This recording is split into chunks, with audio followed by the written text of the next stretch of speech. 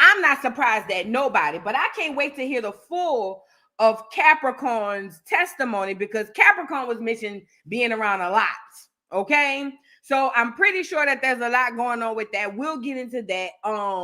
But we definitely need to get into Q from day 26, talking about how Dawn drugged him. And let me say this. This was around the time when Dawn was with Danity Kane. Not Danity Kane. Was she with Danity Kane, or was she with the other group?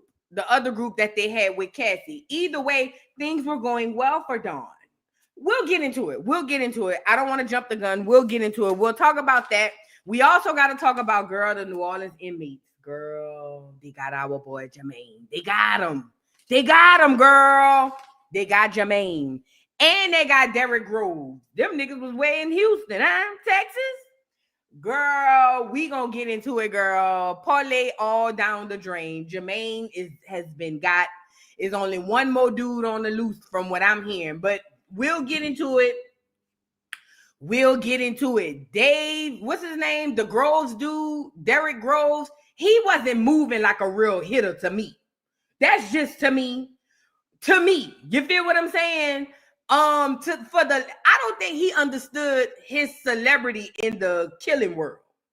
You see what I'm saying? And I feel like we as a community failed Derrick Groves. Now, I want to say this also about Derrick Groves. I saw his cousin came out and did say that the 5 or 4 people that he unalived had absolutely nothing to do with the man who unalived his grandmother. So I want to correct that. We'll get into it. I got the list. I got the people up. We'll get into it. It's a lot of updates we need to discuss as it pertains to this New Orleans inmates or whatever the case may be. I just feel like Derrick didn't take his freedom seriously. I feel like it. But we're going to discuss it. Parlay all messed up. I'm glad I was betting with Monopoly money and not real money, because I would have been mad. But they got Jermaine, girl. They got him. Anyway, we'll get into that.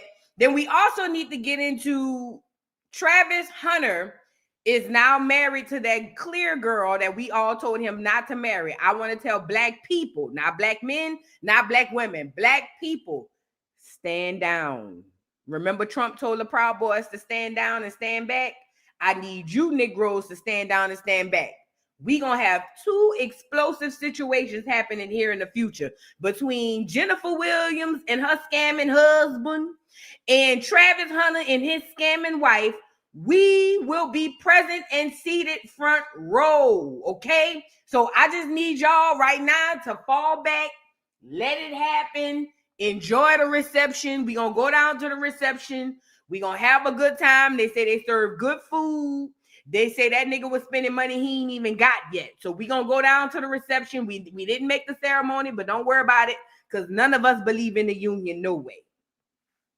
Me nor you believe in them being married anyway. So it don't matter that we missed the ceremony. We'll double bike to the ceremony. Right now, what you and I need to do is make our way down to the reception, go to the bar, get us a shot first. We got to start with a shot, then get us a drink to walk around the reception with and talk and judge people, okay?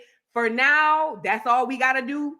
For now, all we need to do is go to the bar, make the reception, get our shot, take it, get us a little sip. What y'all drinking? Whiskey sour. People love that at weddings.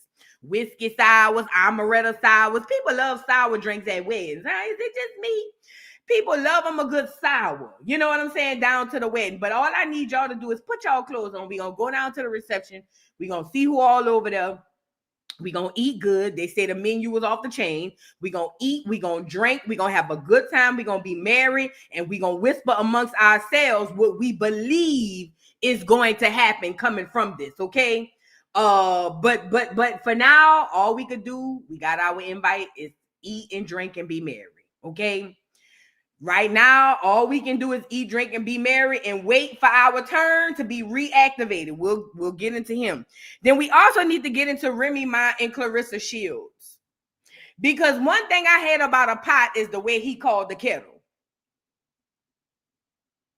Remy Ma decided to put an old picture up of Clarissa Shields, and according to Clarissa Shields is when she was like 13, 14. Y'all know back in the day when we had them compromising hairstyles, our mama was doing our hair, you know what I'm saying, and things of that nature.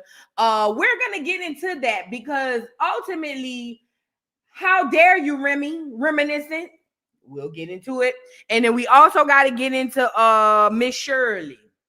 And I will be putting out a video later today on this channel regarding Miss Shirley. We're going to go over some things. I guess somebody called CPS. And if y'all don't know who Miss Shirley is, you will get to know her here in a second. Okay. So y'all get in here, get the likes up on the video. Shout out to everybody in the building. I'm sorry I wasn't live over the weekend, girl. I was drunk. After I got off Educational Live, Educational Friday, I was drunk from Friday to Monday morning. Now, I was supposed to come on here yesterday, but I took a nap. And the nap said, girl, bye, okay? But it don't matter. We bike. I put some content out there for y'all. We did the whole Remy and Pap thing, which we'll get into a little bit here in a second. But ultimately, I was too drunk. I didn't want to get on here. Now, for all my people who've been around here for a long time, they seen me drunk.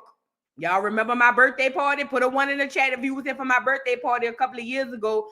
Girl, we went on Rumble. I had the music blaring. The liquor was flowing, girl. We was taking shots. We was having a good time. All I remember is that I woke up the next day. And I was praying to the Most High God. I didn't fall asleep on the lives, drunk and snoring. Yes, I did. I went to Rumble, scrubbed Rumble down to the ground, hoping, Lord Jesus, because I didn't remember what had happened. All I know is I brought in my birthday and I was knocked out.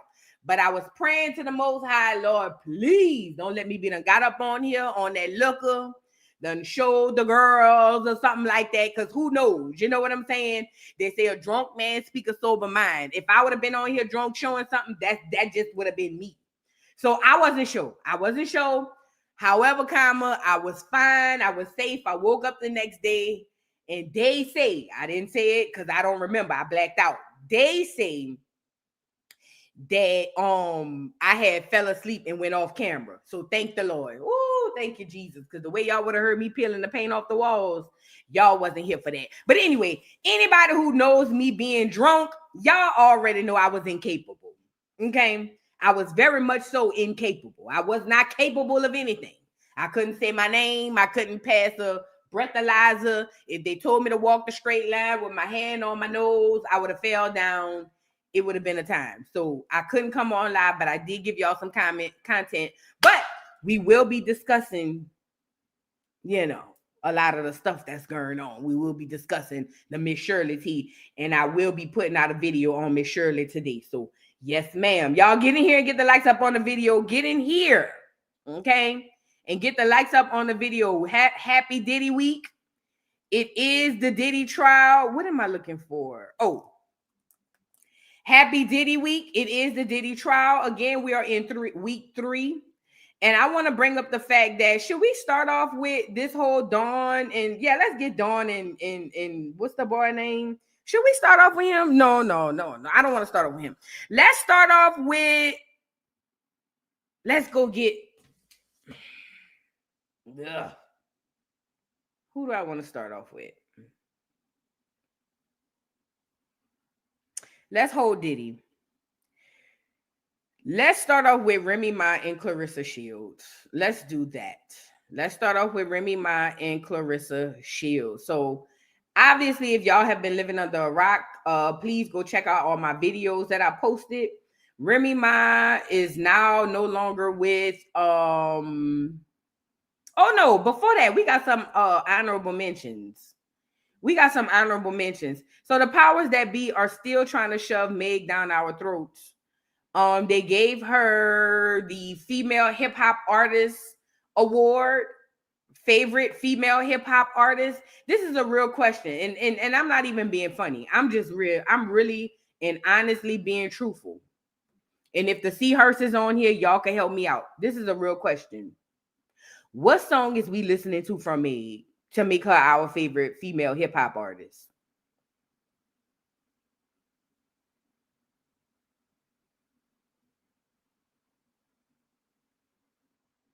I swear to God, I'm being serious. What's the name of the song? This is just me thinking random. This is just me. Can somebody drop down in the comments and tell me what's the name of the song that we over here bopping to make Meg the female hip hop artist, or Eminem for that matter either, because we ain't heard from this cracker since he was over here talking about putting his baby mama in the trunk. We ain't heard from this cracker since. So for both of these folks, but this is just a real question. I want to know what's the name of the song, and maybe it's an old song and it resurfaced. Put the song out there that we supposed to be bopping to say, okay, Meg is our favorite female hip hop artist. I don't even listen to Glorilla, and I feel like Glorilla should have won. And I have not yet listened to one song off the Glorilla album. So I'm trying to figure out what it is exactly that we supposed to be getting from Meg. Meg is bought and paid for. You know what it reminds me of? Do you guys recall when that dude put the lawsuit out against Diddy? Put a one in the chat. What's his name? Lil Rod. Remember he said that Lil Rod said in the lawsuit that he met up with Diddy, and Diddy was like, oh, you should come do the freak offs. And he showed them the picture or the video of Stevie J, according to Lil Rod. Remember that? And remember Lil Rod said Diddy told him, I can make sure you get a Grammy. I can make sure you get a VMA or whatever. It also brings me back to the point of what Anthony Mackie was saying. You don't work hard to get somewhere, you're selected. Meg has been selected. Meg has been selected to be the face of female hip hop, even though the music don't match the selection. Meg, I'm gonna be honest. Meg has been horrible. She's been bad. She's been more than bad. She's been horrible. The last thing she did with Glow, trash. Even though the song was fire. How is it that the song is fire, but somehow the song trash at the same time? Trash. Everything she's been collabing with, we see she's been over there on her knees behind Doechii, trash. And I ain't even heard nothing yet. Somehow still trash. At best, Meg can give us a great video, but the music, trash. What I want to show you guys is how you don't work hard. The biggest lie you were ever told growing up is all you got to do is work hard and you'll succeed. That was the biggest crock of bull you have ever heard in your life. For anybody to tell you, I don't care what sector you in, I don't care if it's work, I don't care if it's food. The biggest lie ever told was that all you have to do was work hard and you will succeed. The fact of the matter is this: Meg was selected. She was selected long before Tory came along. When Roc Nation picked her up from that whole situation with Carl Crawford and all them boys, they knew exactly what they wanted to do with Meg, and they've been very successful. And they will look like they have Meg's back, when the fact of the matter, the label only has the label's back. That looks good for Roc Nation to have an artist that's the best female rapper. Meg has been trash. Meg has been beyond trash, beneath trash. Beautiful girl. I'm happy for all her accomplishments. But as far as her music, it's been beyond trash. And Eminem ain't wrote a verse since he told us he stuffed his wife in the trunk. I don't know. But again, if you chase these fictional things, this is what you'll run into. I just didn't understand why Meg was on the charts, or at least in the discussion for favorite anything. Favorite flopper? Possibly. But favorite artist? No. That was trash.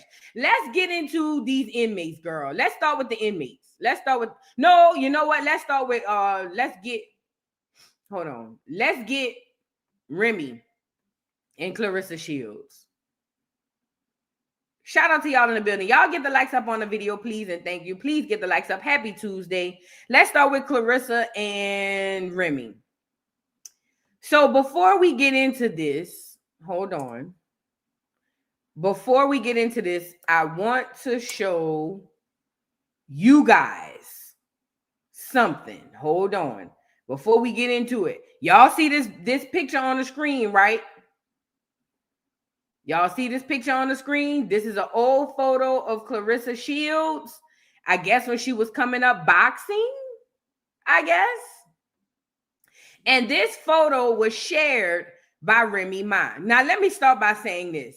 Shout out to Rem. Shout out to Remy. Shout out to Clarissa. Shout out to Easy the Block Captain. And also shout out to Papoose. But I want to be the first, if I am the first, to say that all four of y'all niggas was ugly.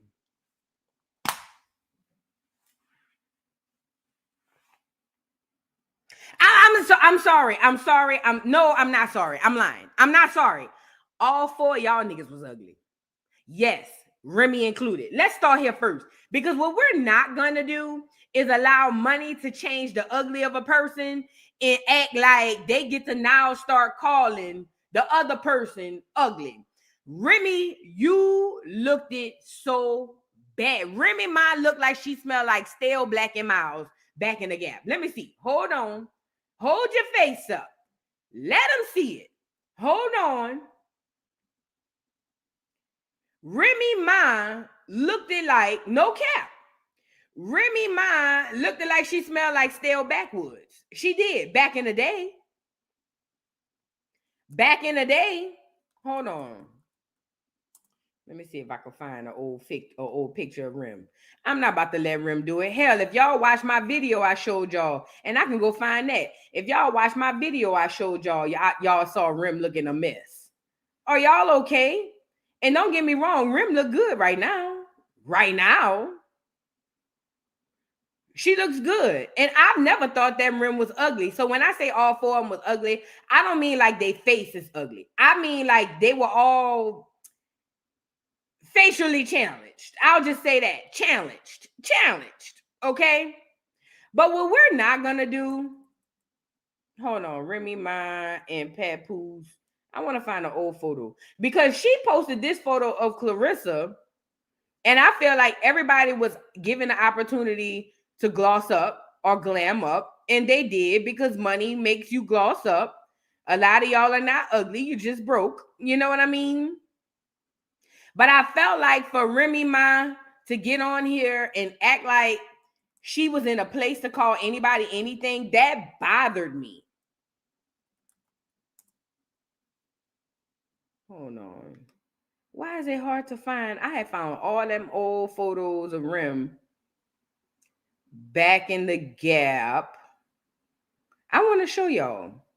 And then furthermore, like I say, all four of them ugly, but I don't think none of them are ugly. And when I say that, I mean, when I say ugly, meaning they always kind of had their little issues going on. So for Rem to sit up here and try to bash Clarissa Shields, I thought it was funny. Hell, for Rem to get up here, no, for Pap to get up here and drag Easy the Block Captain, I thought was funny as hell. Because all y'all is facially challenged. Let me see.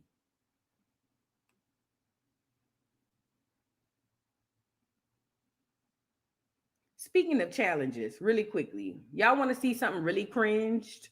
Y'all want to see a dead body, something real cringe? Real quick, y'all want to see something real cringe? I want to show y'all something. Speaking of something being cringe.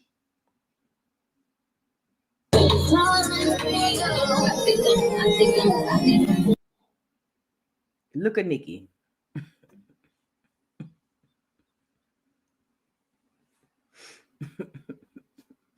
Girl, what is Nicki doing? I'm sorry, I forgot to show this to y'all. Somebody from the Barbs, please come out and help me out. What is going on? Girl, what is going on with Nick? Somebody help me. Girl, look at Nicki. Go ahead on, Nicki. She looks amazing. She looks amazing. I just don't know what she's doing. Girl, look at Nick. Go ahead on, Nick. Go ahead on, Nick. Wednesday Addams. Go ahead on, girl. As she should. I Dream of Jeannie. What's up? I Dream of Jeannie. What's up? Go ahead on, Nikki. Hey, go ahead on, Nikki. Girl, Nikki threw me for a loop with this one. I ain't gonna lie. She threw me. I wasn't sure. But I wanted to come on here and see if y'all knew what was going on. But anyway, that was Nikki. I was confused, and I said, speaking of confusion, somebody help me out with this. Nikki over here casting spells and whatnot. But hold on. Let me go get Remy and Pap right quick. Hold on right quick.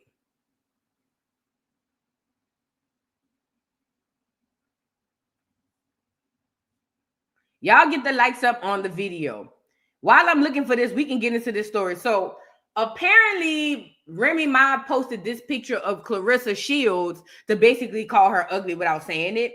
And Clarissa Shields responded and said, so the picture of me when I was 15 and I had cut my hair, I keep seeing it. Who posted it? Now, as I'm asking this, just know once I get my answer, it's go time. And it better not be who I think it is. So you know she thinking it's Remy Ma, but she did.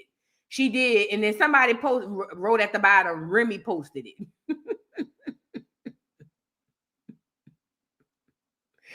So a lot of people been dragging Clarissa Shields online saying, oh, look at you, you look a mess, you look a mess. Let's really be clear about this. Even the old pictures of Remy Ma and Pap, this is what we all look like outside of glam and money. Well, not us all, but we all in our natural state don't look the best as we look. You see what I'm saying? When we all glammed up and have money. I Am Marcus says, did you see Remy expose Papoose son as trans? Yes, I saw that, and that was so messed up. For Remy Ma to bring up Papoose's children all together was the most dirty, low-down, grimy thing she could have ever done. And if I'm Papoose's child, that heifer never cared about me. Because you wait till the day you and my daddy get into it to throw me up there and use me as a shield and use me as a catchback for my daddy. And if I'm Papoose, you would never be allowed around my children because you really don't give a damn about my children. You really don't. Remy should not have brought up this man's children, period, point blank. I thought y'all said that children were off limits, but I get it. It's only children of the people you like.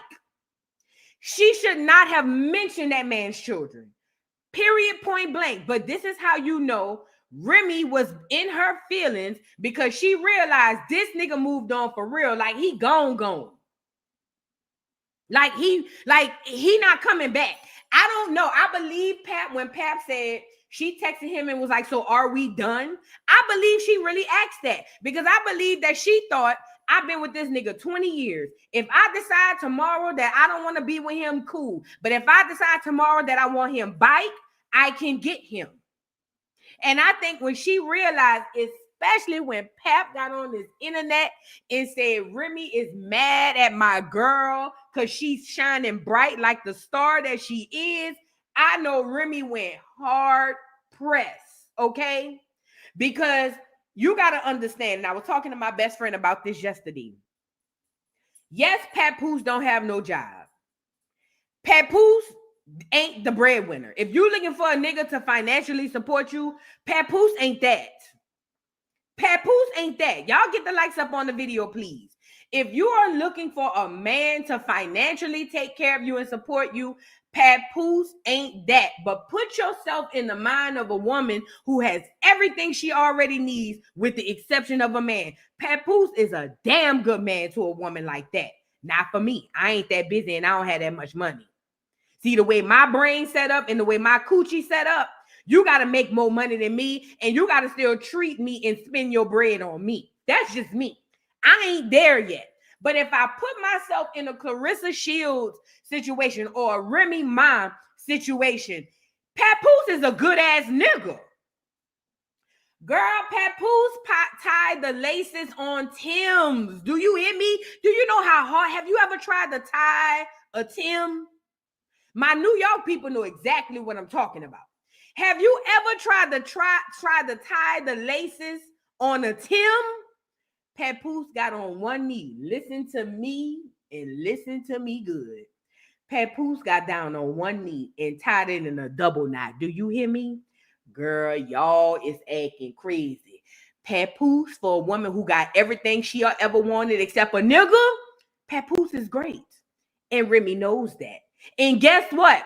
He couldn't get a worse woman in the world than a Clarissa Shields. Not because the way Clarissa looked, not because the way Clarissa talked, not even because Clarissa boxed.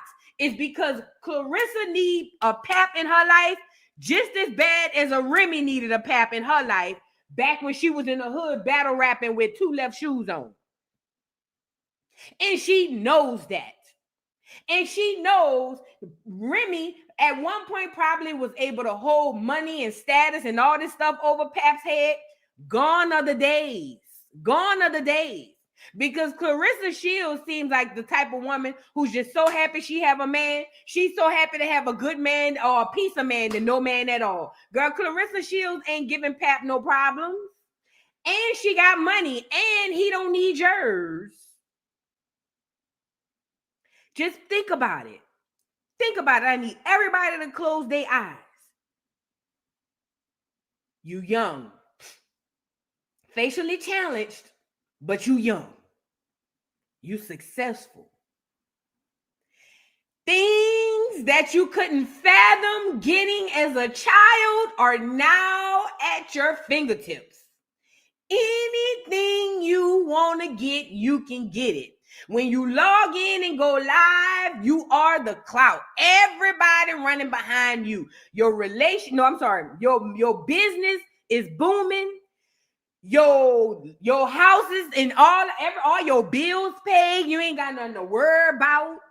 Girl, you could eat however, whenever you want. You could shop however, whenever you want. You could travel however, whenever you want. You got your homegirls.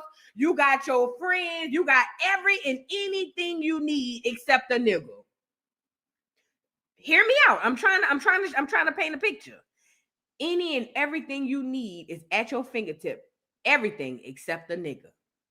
Now, you need to fulfill that void or fill that void, but you don't want just any nigga. Because see, a nigga who make just as much money as you, he not going to treat you and deal with you the same as a nigga who don't. Let's call a thing a thing.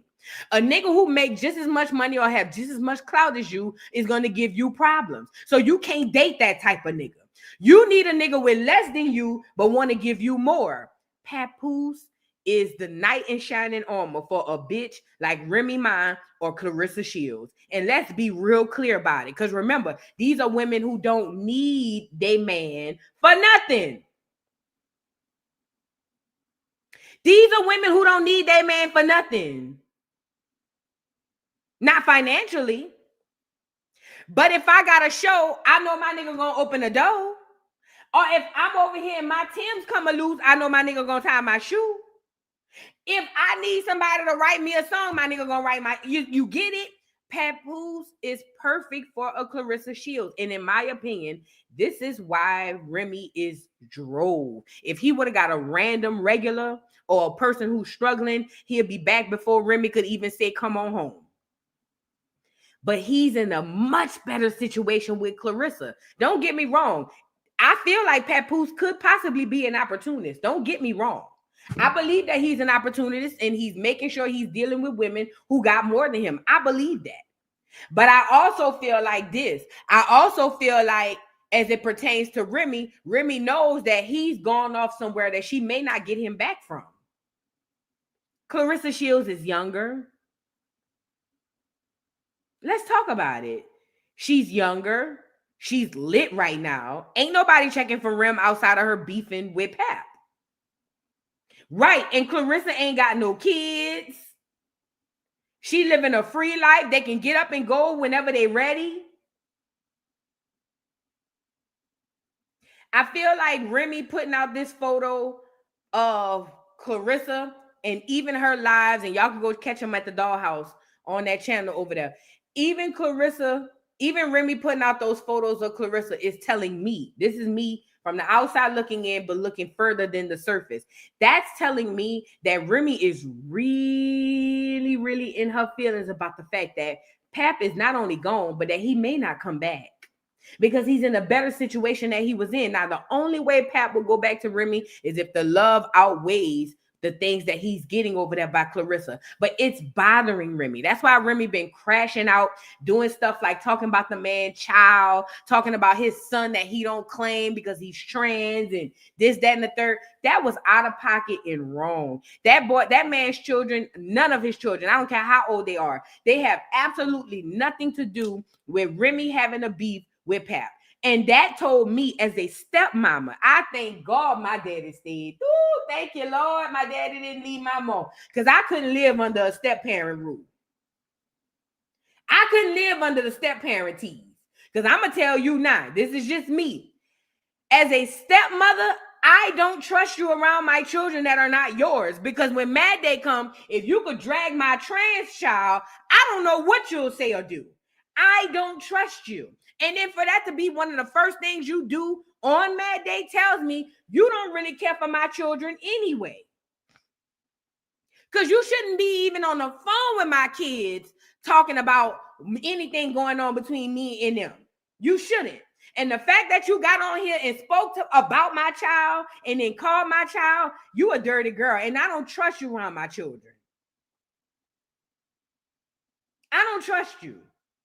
It's given you never did like his children, no way. That's what it's given. I could be wrong, but it's given you tolerated that man kids. I mean, think about it. Remy wasn't even present for her own son that's up for a murder trial. Let's talk about it. This does not make Remy look good. And sharing this photo of Clarissa Shields like Remy didn't look the way that she looked is baffling and mind-boggling to me. I don't think she gets to do this. I don't think Remy has the room to do this. I just don't. Oh, and by the way, don't let this fall on you. Pap said that Remy says she's broke. I believe it. Where's she making money? Y'all be looking at them people put that old ass jewelry on his Instagram. Y'all be looking at people going on these trips and all that shit. And y'all be thinking these folks got money. I believe Remy ain't got no money. She's a retired rapper. Where's she getting money from?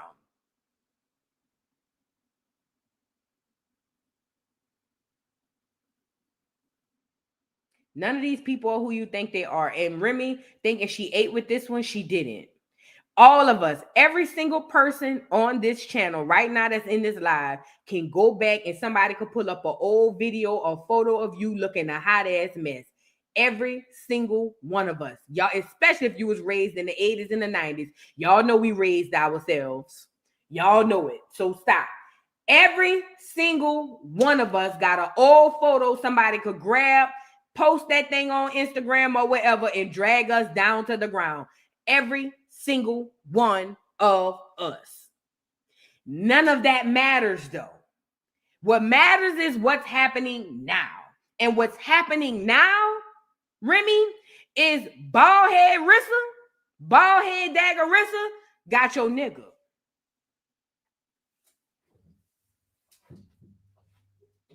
She got your nigga. And guess what? This gonna hurt, but I gotta say the quiet part out loud. He might not come back. Ooh, girl. That one gotta hurt, huh? He may not come back. Yes, this girl right here took your nigga.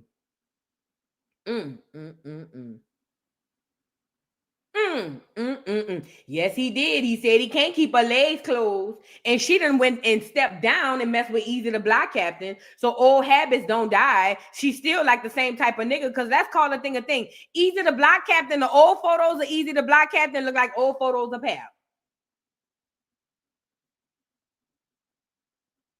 I just don't feel like Remy was right for bringing up the man kids and even posting this Remy, because if we go drag you and get your old photos, girl, you ain't gonna like it.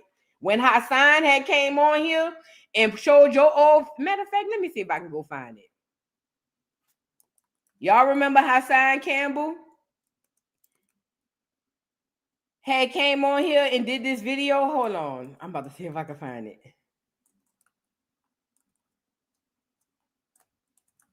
Yo, when I tell you this video was funny, but not funny, but then again, Hassan would be wrong for doing what he doing. You see what I'm saying?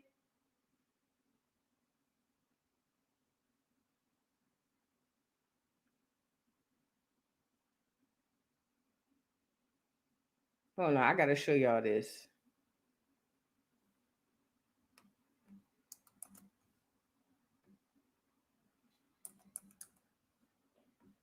Y'all get the likes up on the video, please, and thank you. Get the likes up on the video, please, and thank you, y'all. I want to show y'all this video from Hassan Campbell and what he said about Remy Ma. And when I tell you, it had me weak laughing. Scroll down off of this. 1 second. When I tell you Hassan Campbell had me weak laughing at what he said, hold on. I want to show y'all something really quickly. Y'all get the likes up. Matter of fact, let me give y'all a commercial break to get the likes up while I look for this video. Shout out to everybody in the building. Please get the likes up, y'all. Please and thank you. I appreciate each and every one of y'all. Get the likes up. Let's go, Miss Peggy. Y'all make it. Let's go, Peggy. Miss Peggy bother, Peggy bother, Peggy bother. Make that ass drop, make that ass rock. Ooh, make that ass drop, make that ass rock. Ooh, do it for a whopper, make it wobble for a whopper. Wobble for a whopper, make it wobble for a whopper. Ooh, Peggy Sue, ooh, Peggy, ooh, Peggy, ooh. Peggy about to say she about to work it like a black girl. Make that ass jump, make it rock like a black girl. Rock. You fine, Peggy. You fine, Peggy. Ooh, you fine, Peggy. Ooh, bow-legged Peggy and a booty kind of heavy. Bend it on those girl, toot it like a levy. Bow-legged Peggy, booty kind of heavy. Bend that ass over, toot it like a levy. Lift that ass, lift that ass, lift that ass. Ooh, Peggy about to work, she about to rock, she about to move, she about to make it. Oh, Miss Peggy. Do your hand like this. Yeah, gotcha. Cause I'm black, look at the black, the nigga black, the nigga I'm black, the nigga black, the nigga black, the nigga black, the nigga I'm black and I'm brown, I'm black and I'm brown, I'm black and I'm brown, I'm black and I'm brown. You got to shake, they want the black. Cause I'm black, biggie, the black, biggie, black, I can never be white, the white.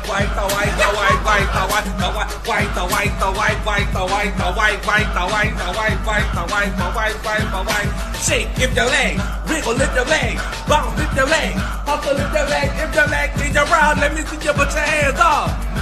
Let me see you put your, if the leg is around, let me see you put your hands up.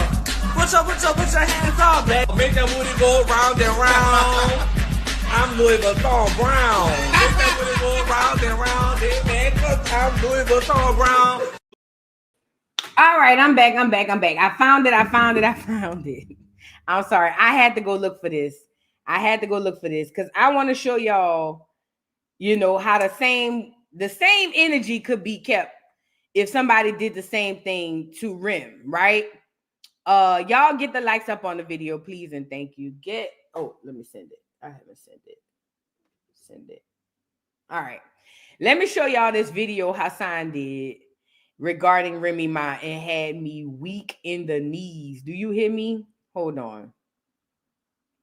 Now, a lot of people was mad at Haas, but I will say this about Haas. He wasn't wrong in what he said because, like I said, we all have a photo or something that could be used that could drag us down with. And Remy has a lot.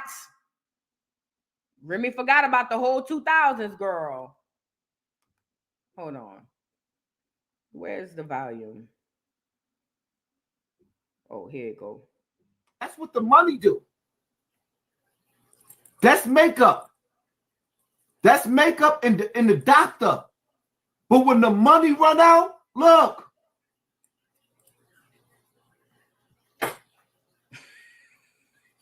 When the money run out,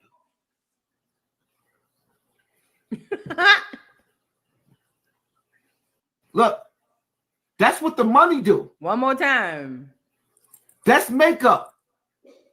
That's makeup in the doctor. But when the money run out, look.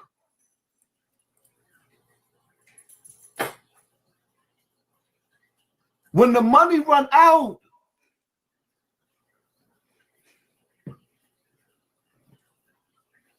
look.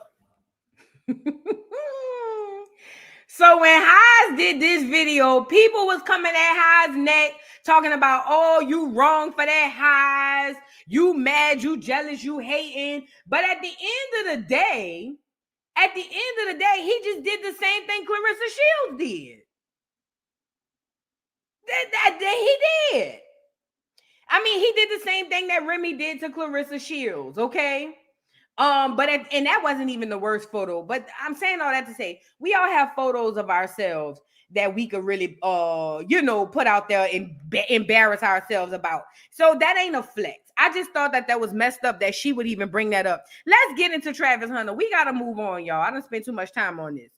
Let's get into Travis Hunter. So, y'all, Travis Hunter got married. Let's go down to the reception. Y'all, now, I didn't get no dress code for the reception, so come as you are. However, they say it was lit down to the reception, so make sure y'all pull up, pull over, and pop out. Put your church clothes on, though. You can't come in here any kind of way. They say it was a young YN reception, but even still, they said it was very strict about everything that was popping off at the wedding. Now, we missed the ceremony, y'all, but we don't care because we're not here to bless the couple no ways. So we don't care about missing the ceremony. What we care about is making sure we get there to see the dress of the bride. What did she have on? What did her bridal people look like? We also need to know who dressed Travis Hunter in the Dumb and Dumber tuxedo. If you know, you know. I'm talking about the ducktail, you know what I'm saying? With the high top at the top, and it come up with not the ascot, with the what you call them things? They used to wear back when I used to go to prom back in the day, that go across your waist or whatever the case may be. It's so many questions, but let me just say this. The Hispanic definitely came out the girl. It was white flowers everywhere. So, Hispanic, the clear Hispanics, not the real ones. The real ones look like me and you. But I'm talking about the ones we see every day, the representatives. They love them a good flower, huh? Hispanics love a good rose, don't they? A cummerbund. That's what it's called, a cummerbund. Cummerbund. Y'all know what I'm talking about. That cummerbund. He had on a cummerbund. Yes, he did. He had on a cummerbund. But look, Hispanics love a good flower, huh? Oh, girl. Gardenias down to the ground. Do you hear me? So the whole dress was made of gardenias or flowers or something like that, or whatever the case. But that's very Hispanic of them anyway. So y'all hope y'all got y'all drink. Y'all went down to the bar. Let's go down to the wedding. Now, he bought her a car. They said it's a $200,000 Mercedes. And you could tell with my po ass, girl, $200,000 on a car. Boy, you could have went got me that car that I found on Craigslist for $20,000 and give me the rest of that money and put in my account. Okay? Let's get to the wedding, y'all. Y'all got y'all drinks? Let's go on to the wedding. Can't play the music. So this is him showing her the car that he bought. Remind you, the nigga ain't received the check yet, but that nigga playing Martin. I ain't mad at it. That nigga spending money before it get here. Shout out to Travis Hunter, bro. And congratulations to his wife and their car and their new life. He's so immature. Look at him. Oh, look at him, Dumb and Dumber tuxedo. Look. And you know what? The only thing I will have to say this, my only critique about this entire situation is how young he is. That's the only critique I have. I don't give a damn who he marrying. Hell, he could be marrying Diddy for all I care. I think the only critique I have about this situation for the boy is that he's young. Now, if this was my daughter marrying a future millionaire, girl, if you don't hurry up down that aisle and tell them people you do and jump over that broom, shout out to the girl. Her family is very smart. They were there in droves. Everybody came. All the Hispanics, everybody was there. They said quinceañeras in Spanish ice was all over the place, or whatever the case may be. Yes, I heard there is no prenup. You guys, only thing I will say is, like I say, other than his age and the fact that he's going into the league where he about to have women dropping coochie off like Postmate orders, I think that he jumped off the porch a little early. But Travis Hunter is one of those kids, you could tell he's not close to his family side. His biological family. You can tell he's not close to his mammy, and you can tell he's not close to his pappy. Because every time you see him outside of being awarded the Heisman or outside of any awards, you literally never see his family. You can tell that that boy is wooking Prenup in all the wrong places. He trying to find a new family. And you know what? I hope that he does. And I'm not going to sit up here and say, oh, it's wrong. He need to make sure he take care of his mammy. He need to make sure he buy his mama and his daddy a car, whatever the case may be. How I know? For all I know, his parents may not have never did nothing for him, and he like F him. And I ain't in no position to tell him that he should. It is what it is. Yes, they say allegedly she's pregnant. I don't know what it is. All I know is the boy got married. A lot of people are losing their mind. Like, oh my God, this is horrible. Somebody go save him. Allegedly, she's pregnant.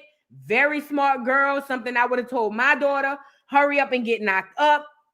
Make sure it's his though. No cheating. Hurry up, get knocked up. Get on down the aisle. Claim your nigga. Now, I will say this. This is the beginning of a long, stressful life for this girl, because I don't think that Travis is going to cheat because he's real green and wet behind the ears, but it don't matter. She's going to think he did. And you know how it is with a woman. Once we get it in our brain, even if you didn't do it, in our mind, you did it anyway. You see what I'm saying? But anyways, the people are freaking out because they say he's young. He in his 20s. And they say the girl is pregnant and they don't have no prenup. I say congratulations, Fat. That's what I say. Congratulations.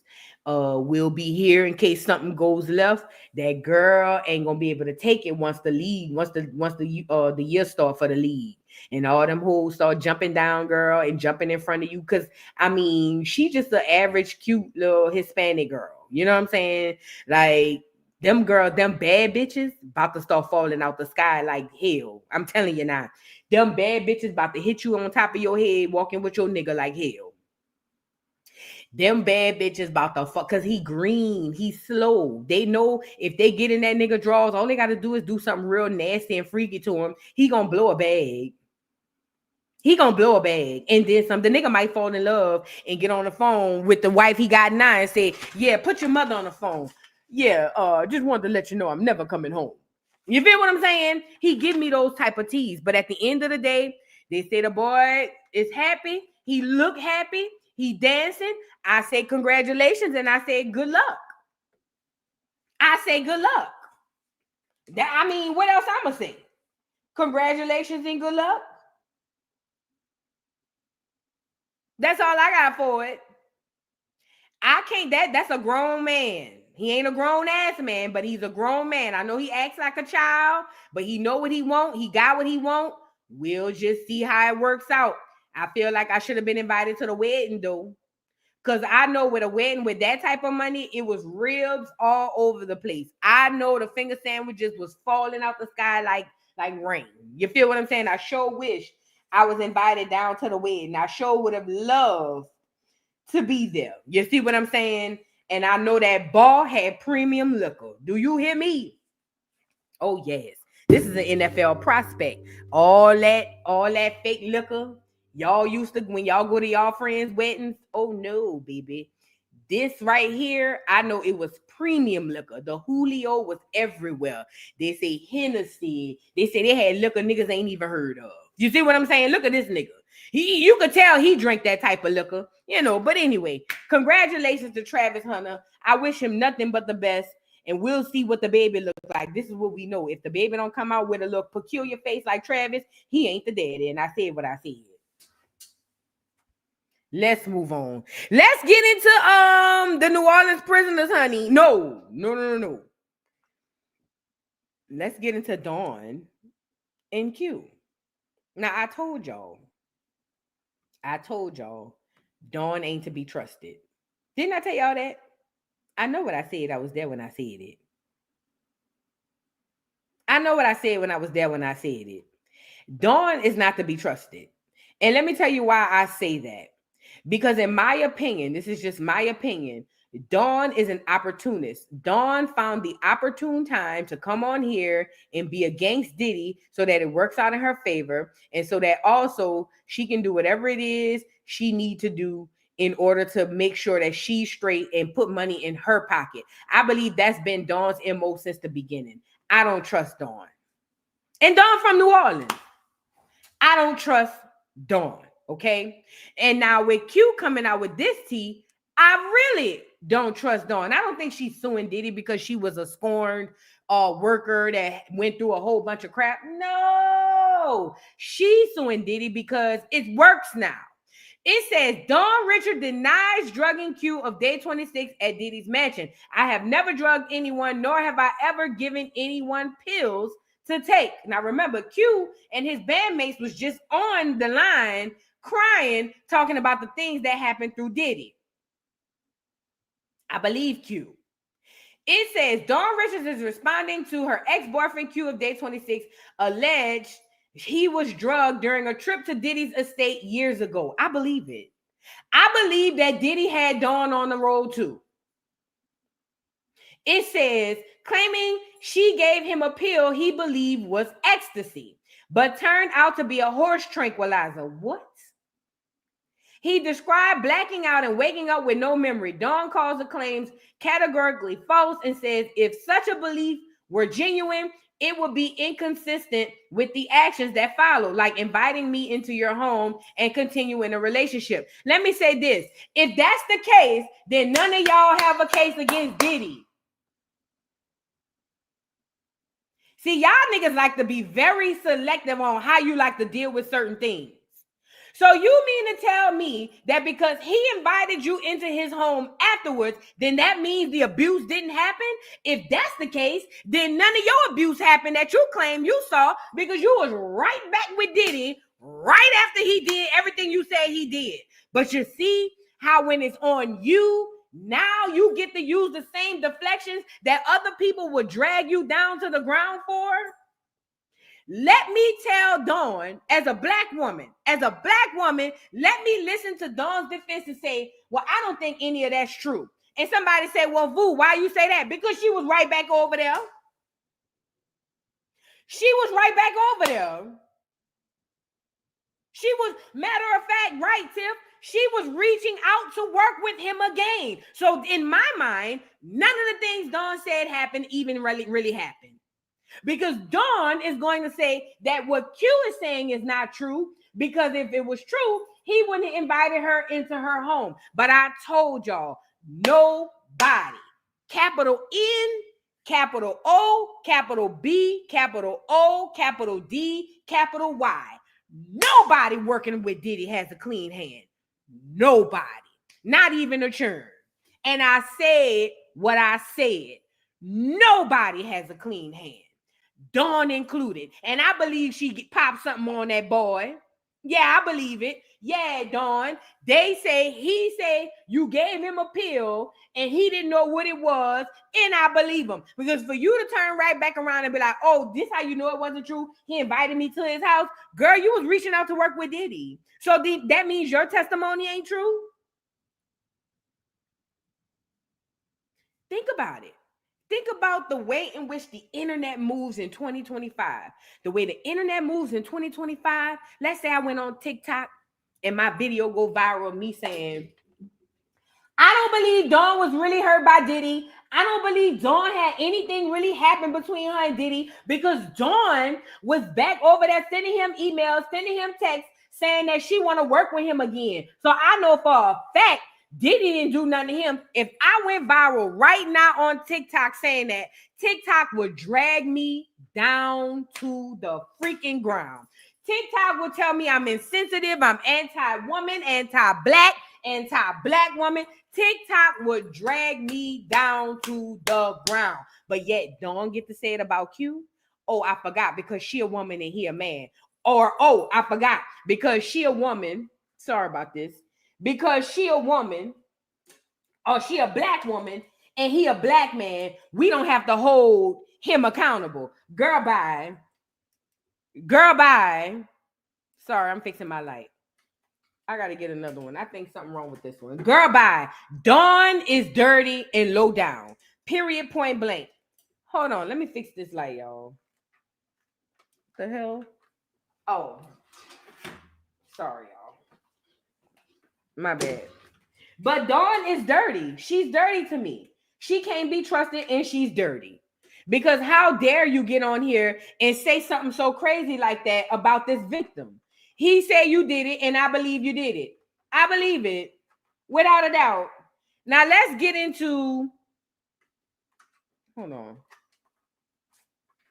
Let's get into what's his name? Sorry, y'all. My light just went weird. I'm struggle streaming this morning. Sorry. All right, we back. Let's get into what Q had to say about this situation because it needs to be talked about. So let's get into what Q said. Sorry about that, y'all. Get the likes up on the video. It says, I want to be unequivocal. No, let me go back to Q. Hold on. And at this time, I was around Dirty Money for about a year while they were creating Last Train to Paris. And I guess I was around because I was dating Dawn. I just happened to be around. So Diddy's like, I think he was very, very high. He's like, we're going to go to the Hamptons. He was like, we're going to go stay the night there and you guys want to come. And it felt very weird because this energy just felt so weird. You know what I mean? It was friendly high. You know what I'm saying? Like a friendly invitation to something. He wasn't usually like that. No, he's never invited all of us to one of his houses. Oh. So before we get to the Hamptons, they're like speeding in these black SUVs on the expressway very, very fast. Like they were in a rush to get to the Hamptons. We get to the Hamptons and we walk through the house and we arrive in the backyard near the pool. And I was with Dirty Money. At this time, I was around Dirty Money for about a year. My ex at the time, which was Dawn, she gave me an ecstasy pill. And she said, is that what she said it was? Yeah, she said it was ecstasy. And she said it was from Puff to give to me. And it was red. And I took it because... Pause.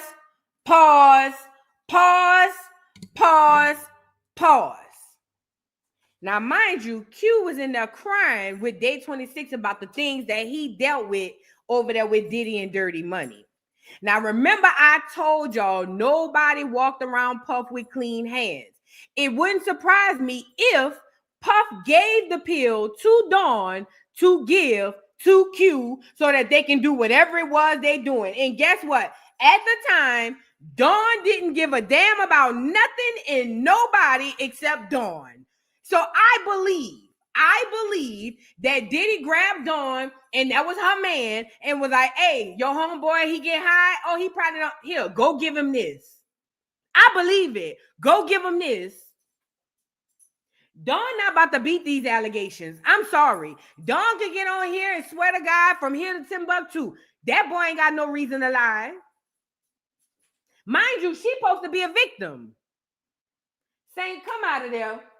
She's supposed to be a victim. But she over here allegedly popping pills on people. I believe him. Because I thought I was going to get freaky with my girlfriend. You know, we try I am not one of those black women on here who gonna sit up here and act like black women can't do no wrong. I'm not gonna sit up here and act like black men can't do no wrong. And I'm not gonna sit up here and act like either of us are beyond reproach. Black men or black women. When we right, but when we wrong, we wrong. And right now, according to what this man is telling me, I have no reason, or telling me, but from what this man is saying, I have no reason to think that this man is lying. He doesn't have a history of lying. He doesn't have a history of making stuff up. So in my mind, in my brain, he's telling the truth. What would he have to gain from lying to say Dawn gave him an X pill, which really turned out to be a harsh tranquilizer? I believe him. And I'm not going to not believe him simply because Dawn is a black woman and he's a black man. I'm not going to do that.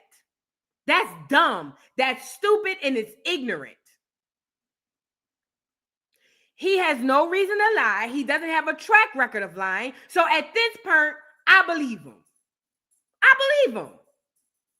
What does he gain out of telling us that Dawn is out here sliding pills in people's shit? You feel what I'm saying? I believe him. See before, and I trusted her that's what it was.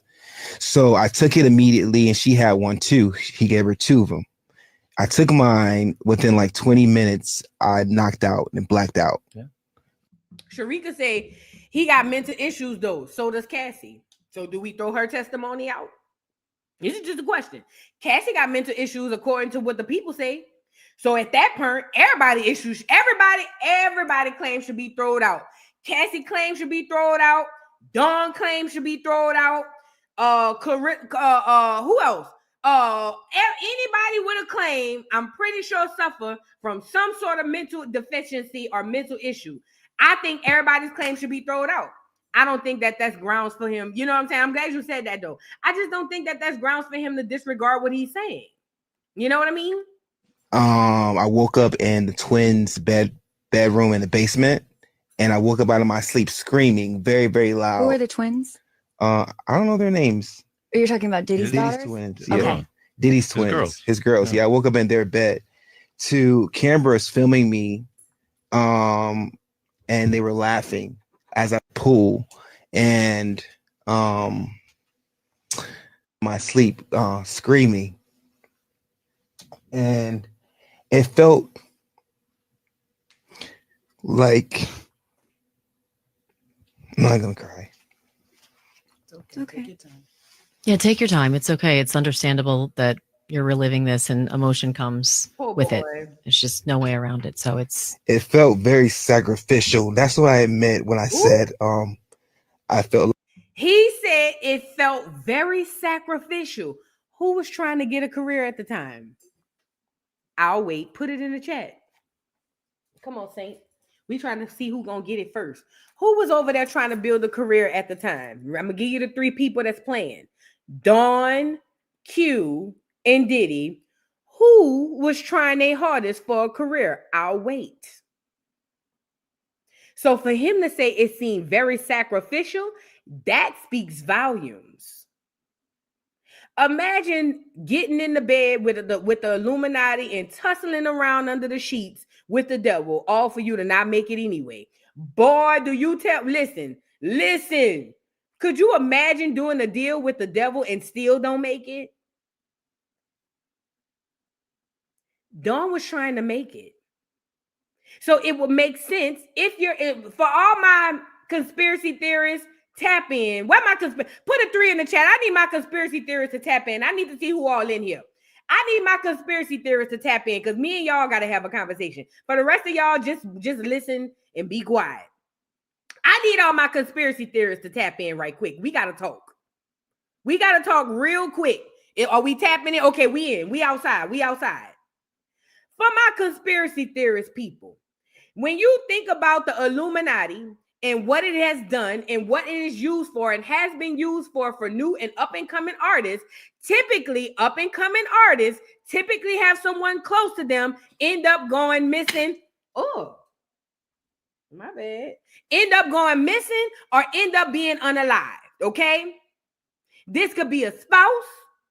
This could be a family member, a child, a parent. It don't matter. At the time, Q would have made for a great sacrifice. Why? Because he has his own level of stardom and fame from day 26.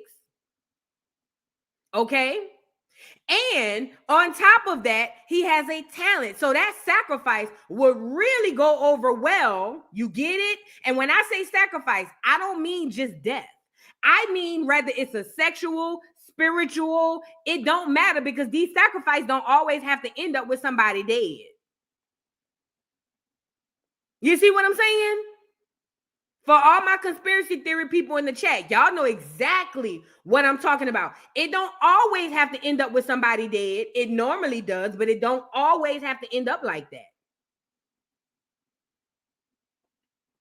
They have sexual, sadistic sacrifices that they do as well. Yes, sex rituals and everything. For all my conspiracy theories, y'all know exactly what I'm talking about. So for him to say it felt sacrificial, that's a red flag for me because Dawn was trying to get on.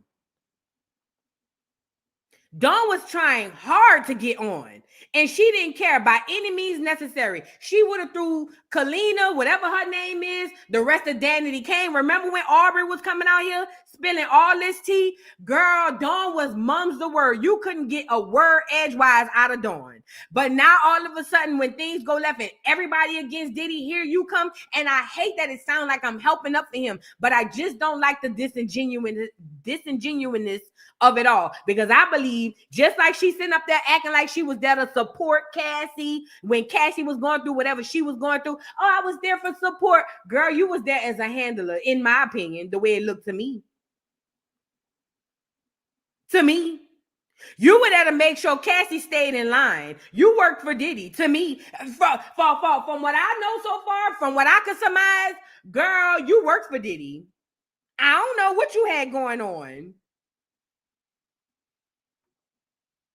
Like they were trying to hurt me, or Diddy was trying to maybe sacrifice me that night. I didn't say when I went on Vlad TV, I didn't say anything about finding a sacrificial email. Hold on. What he's discussing in regards to Vlad TV is that's one of the interviews that the boys did. He had to leave gaps within that interview, and they decided to fill those gaps. It's kind of what I've experienced this past week. As you guys know, we started this out, and it was, my sleep screaming. And let me say this too. Before we read what Q got to say and before we read what Dawn got to say, Aubrey is very smart. Aubrey was one of the only ones, her and that other clear girl. The other clear girl had Aubrey back when Aubrey basically called Diddy out for a bunch of that BS he had going on over there. Aubrey was the only one who stood up. And guess what? Dawn, like the rest of them, sit there with her arms folded and was looking like, oh, girl, they ain't got nothing to do with me. Aubrey was smart to have Q on here. Because what needs to be brought out is the fact that nobody's hands are clean. Nobody's hands are clean. And I believe that Dawn tried to sacrifice Q without a doubt. Nobody could.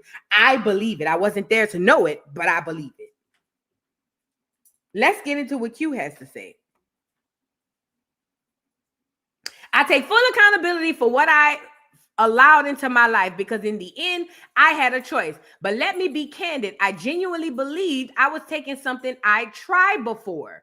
It wasn't ecstasy. It turned out to be a horse tranquilizer given to me by my ex-girlfriend, who claimed it was from her boss to give to me. Roughly 20 minutes after swallowing that red pill, my body heated up and I collapsed into unconsciousness. I remember being on the upper level of the mansion near the pool, and then nothing. I later woke up in a room downstairs, lying in a bed with no memory of how I got there. I emerged from a deep, paralyzing sleep, screaming and sobbing, my body in shock, my mind spinning in confusion. The horror of realizing I'd been drugged with something far more potent than I was led to believe shattered me.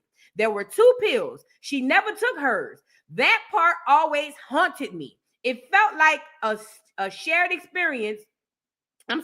It felt less like a shared experience and more like an experiment, like I was a lab mouse in some twisted trial to see how fast I'd collapse.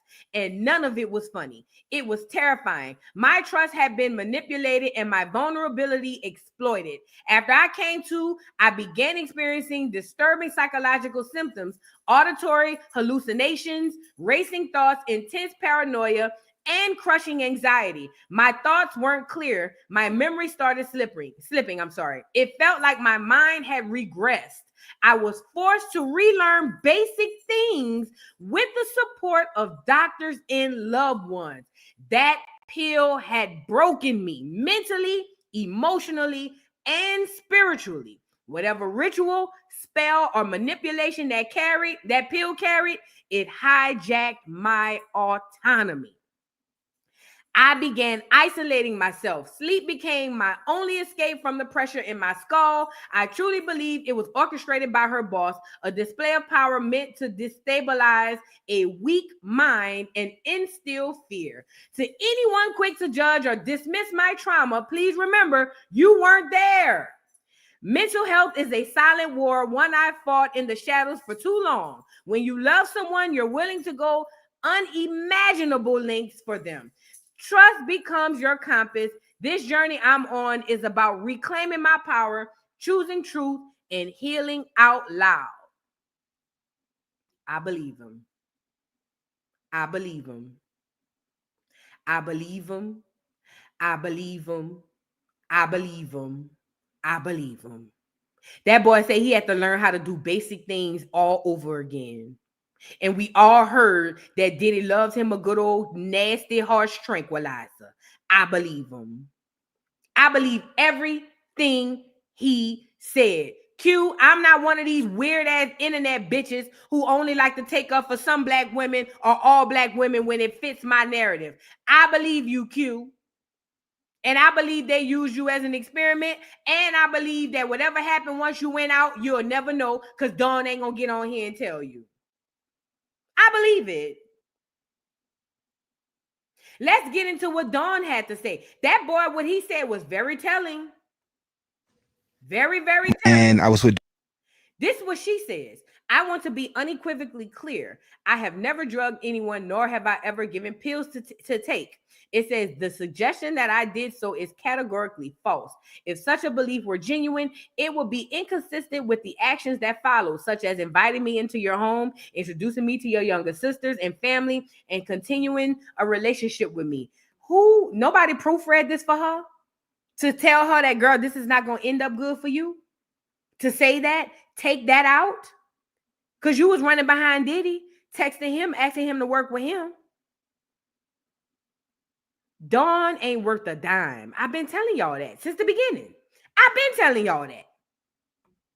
Then it goes on to say, it would also be inconsistent with choosing to attend social events without me, engaging with individuals I had previously expressed concerns about, and continuing to live with or provide favors to those same individuals. Many of these actions occurred while I was not present or even in contact with you. Throughout our time together and even after our separation, I made a conscious decision not to share or disclose private matters or the circumstances surrounding the ending of our relationship to protect you.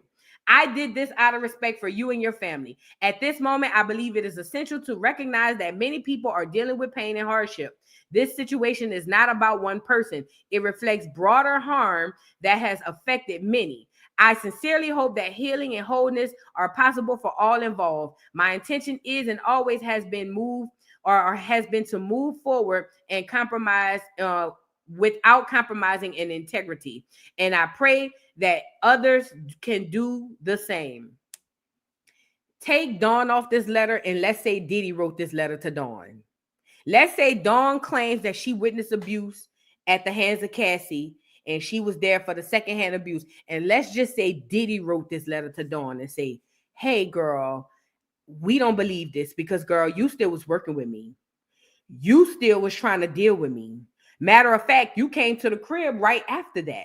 So we're not believing what you're saying because your behavior doesn't line up with someone who's been abused. So with that being said, I really hope you find whatever it is you need to heal.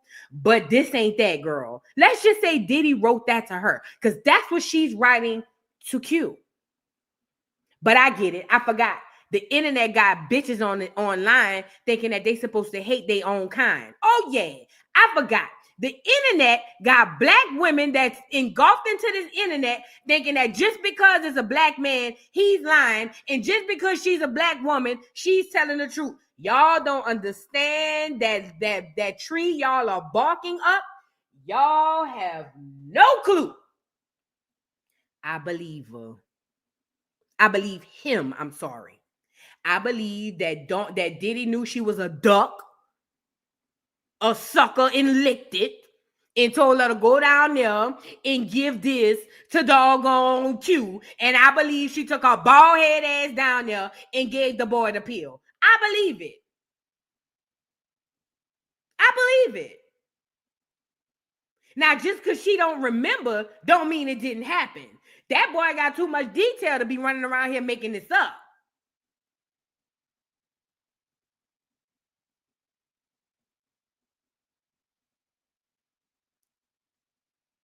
Whatever Dawn thought she deserved when she got with Diddy, Dawn didn't receive. But if you ask me, in my opinion, Dawn received far more than she should have ever. She a decent singer. She don't have no star power. She ain't that great of a dancer. She's all right. You got more than you deserved, and you worked for everything you got. But you don't have no clean hands, Dawn. Just like somebody could come out on Gene Deal tomorrow and say Gene Deal did X, Y, and Z, or sat back and watch while Diddy did X, Y, and Z. Nobody have clean hands. And I believe that boy Q was fed a horse tranquilizer, and I believe it came from Dawn. And I believe that her response is very ignorant. I believe that her response is very childish and immature. And I believe that her response should be studied. Because if the person that we all have agreed to be a monster, if he gave the same response, y'all would lose y'all mind. Diddy ain't the only monster here. Diddy ain't the only monster here. Diddy is not the only monster here. I told y'all this before. The reason why these things will continue to repeat itself is because there's a large group of Black people who are okay with getting rid of the Diddys of the world, but don't have nothing to say about all of his supporting cast. Same thing happened with R. Kelly. Same thing happening with Diddy. Those people cannot be who they are or do any of the things that they set out to do without the help of other people. Y'all refuse to go get those other people. Let's call a thing a thing. And the system refused to go get the other people because they want to repeat it. They want it to happen again. They want a new Diddy. They want another Diddy to happen. They want another Dawn. They want another Aubrey. They want another Cassie. They want another one. And those folks who are literally sitting right there, aiding and abetting and assisting in these everyday BSs, they are ready for the next Diddy to take over so that they can just go on back to business like nothing happened. And then another 10, 20, 30, 40 years will pass, and then it'll come out again, and then we'll demonize the person and say this person was so horrible. But those people, that supporting cast who you cannot do this without, will be waiting on the next Diddy. Dawn is a part of the supporting cast. A lead actor doesn't mean anything unless he has a supporting cast. In my opinion, Dawn was a part of the supporting cast. She's a very good cast player in this situation. It's just that right now, she's waiting on the next Diddy.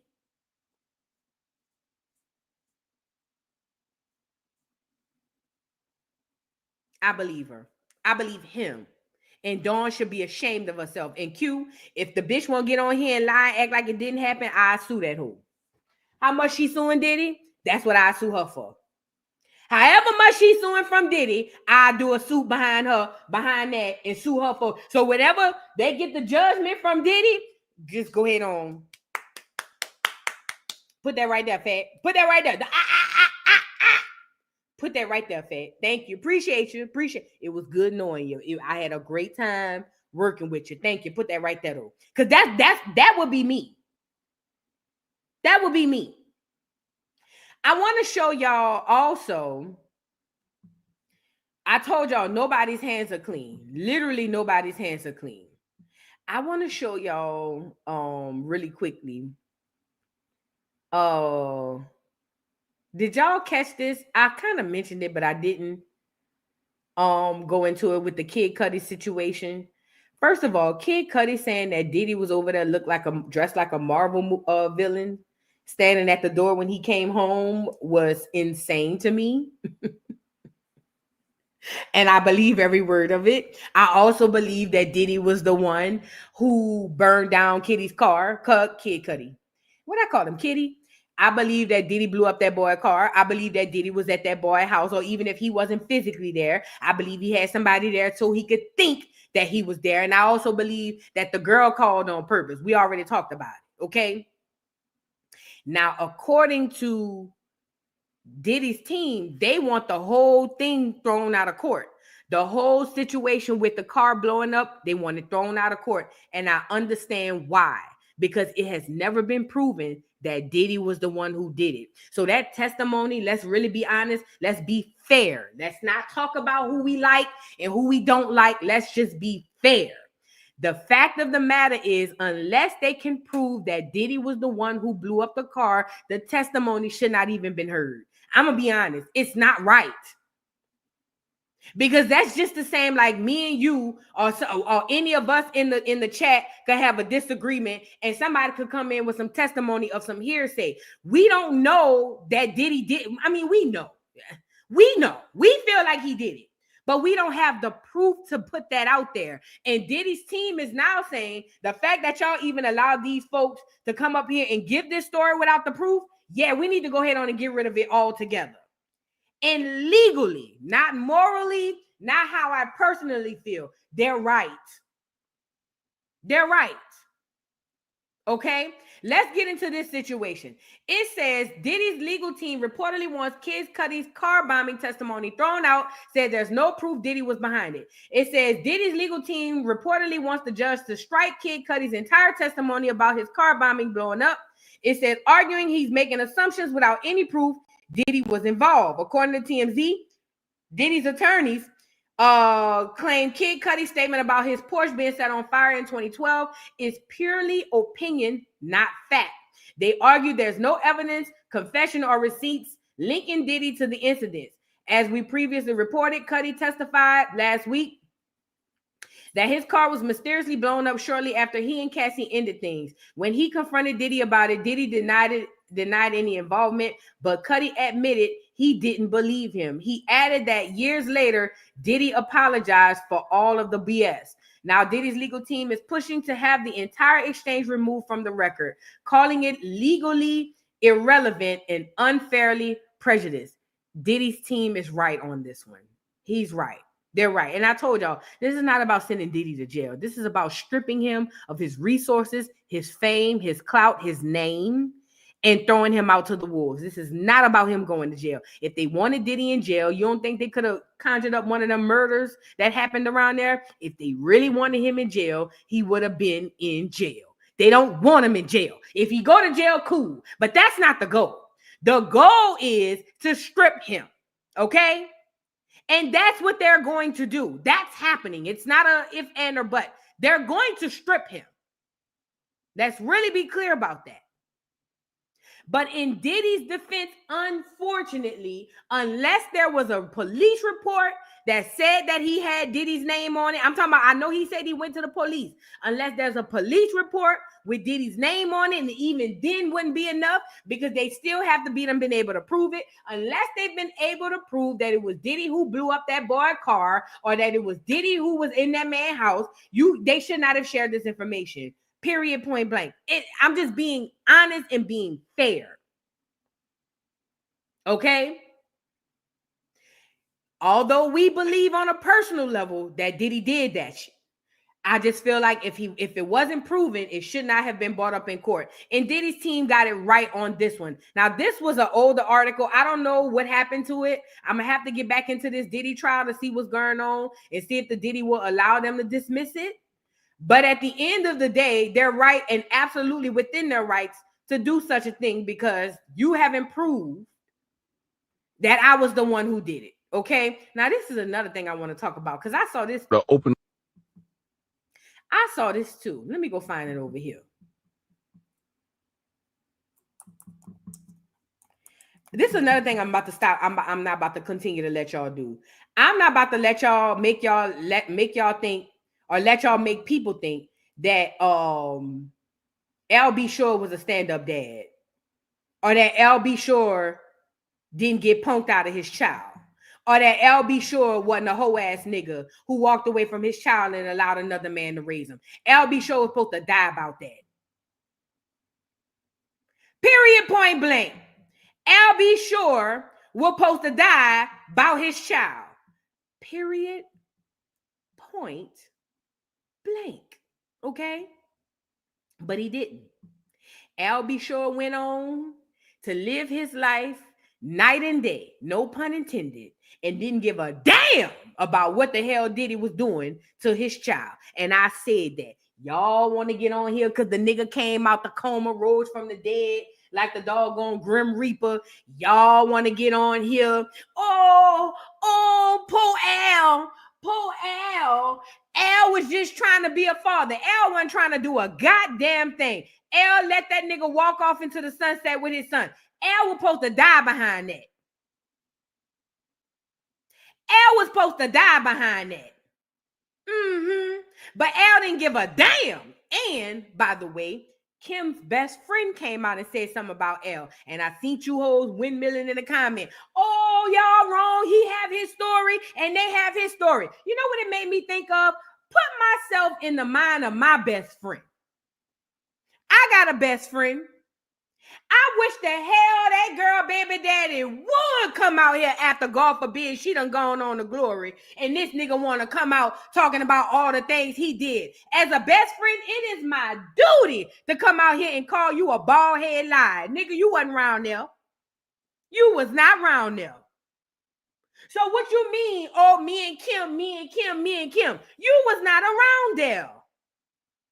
And guess what? If y'all my best friends in my head, if my baby daddy, you don't gotta know him, you'll know him. If my baby daddy come out here talking about all the things he done did, I'm telling you now, that nigga wasn't there. Y'all best to get the windmilling. Do you hear me? Because that's what friends do. I'm supposed to pop out on my best friend baby daddy and say, oh no, nigga, not today. Not today. Because my best friend didn't play with you like that. No, that's what a best friend's supposed to do. And Cassie's best friend came out and said what she said, and she was well within her rights. Boy, you shut up. You don't know what's been going on. You ain't been around, and he haven't been around. Period, point blank. That's what a friend do. Okay? Because my default, the way my default button is, I don't even got to know y'all. But let it be one of y'all baby daddy. That nigga could have been present the whole time. You think I'm not about to get on here and say he was a deadbeat? Go say it. Just off a default. Until somebody come back and be like, no, who he really was. I'm like, okay. But off the default, yeah, I'm coming on here to tell y'all that nigga lying. He wasn't around there. He lying, girl. Girl, I was with this girl every day. That nigga ain't never come around. Girl, please.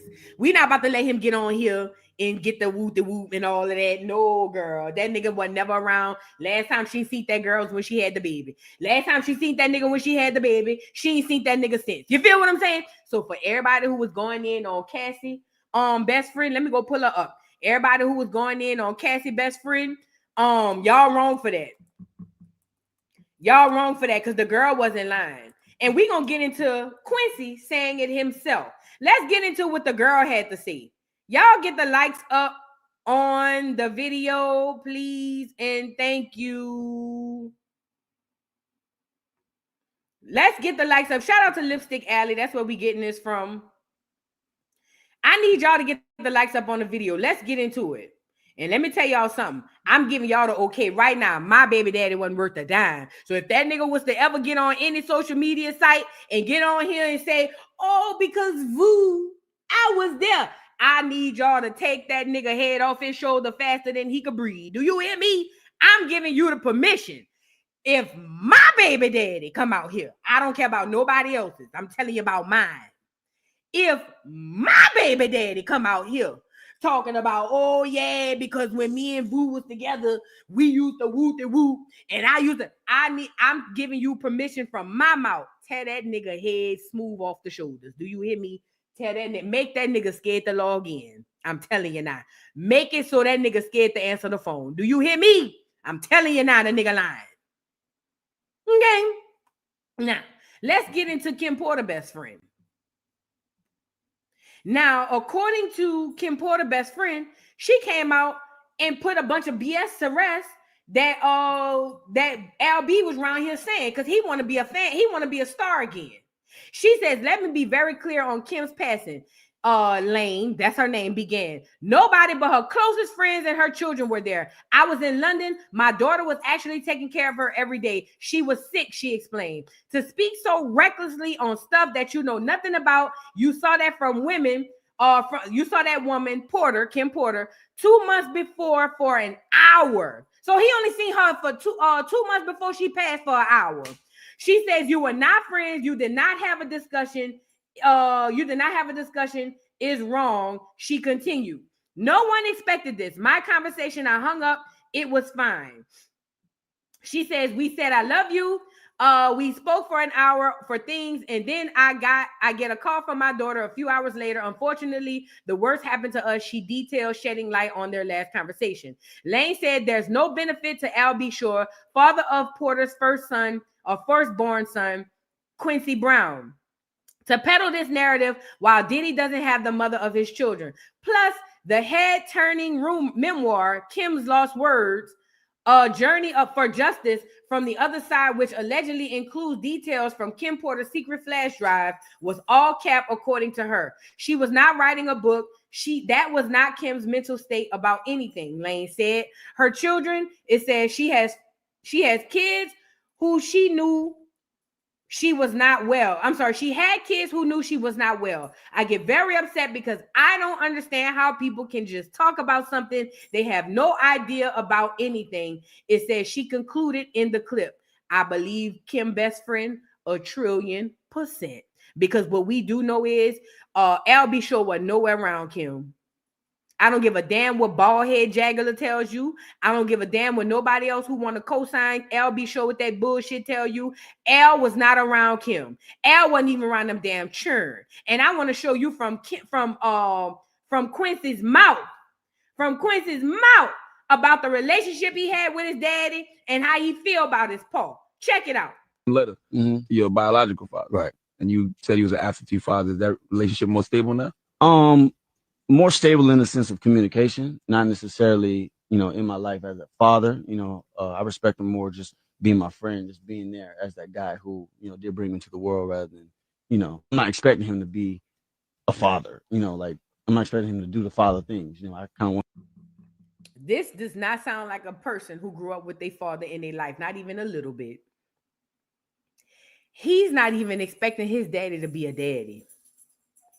He literally just said, I want him to be a friend. That tells me that he has no relationship with his father. If he had even a small inkling of a relationship with his father, he wouldn't be on here saying this. That tells me that he has nothing with LB Shore. And this is why when Kim passed, everybody was saying, L, go get your son. L, go get your son. L sat down and shut the F up because L know how he gonna go get a child who he ain't never had.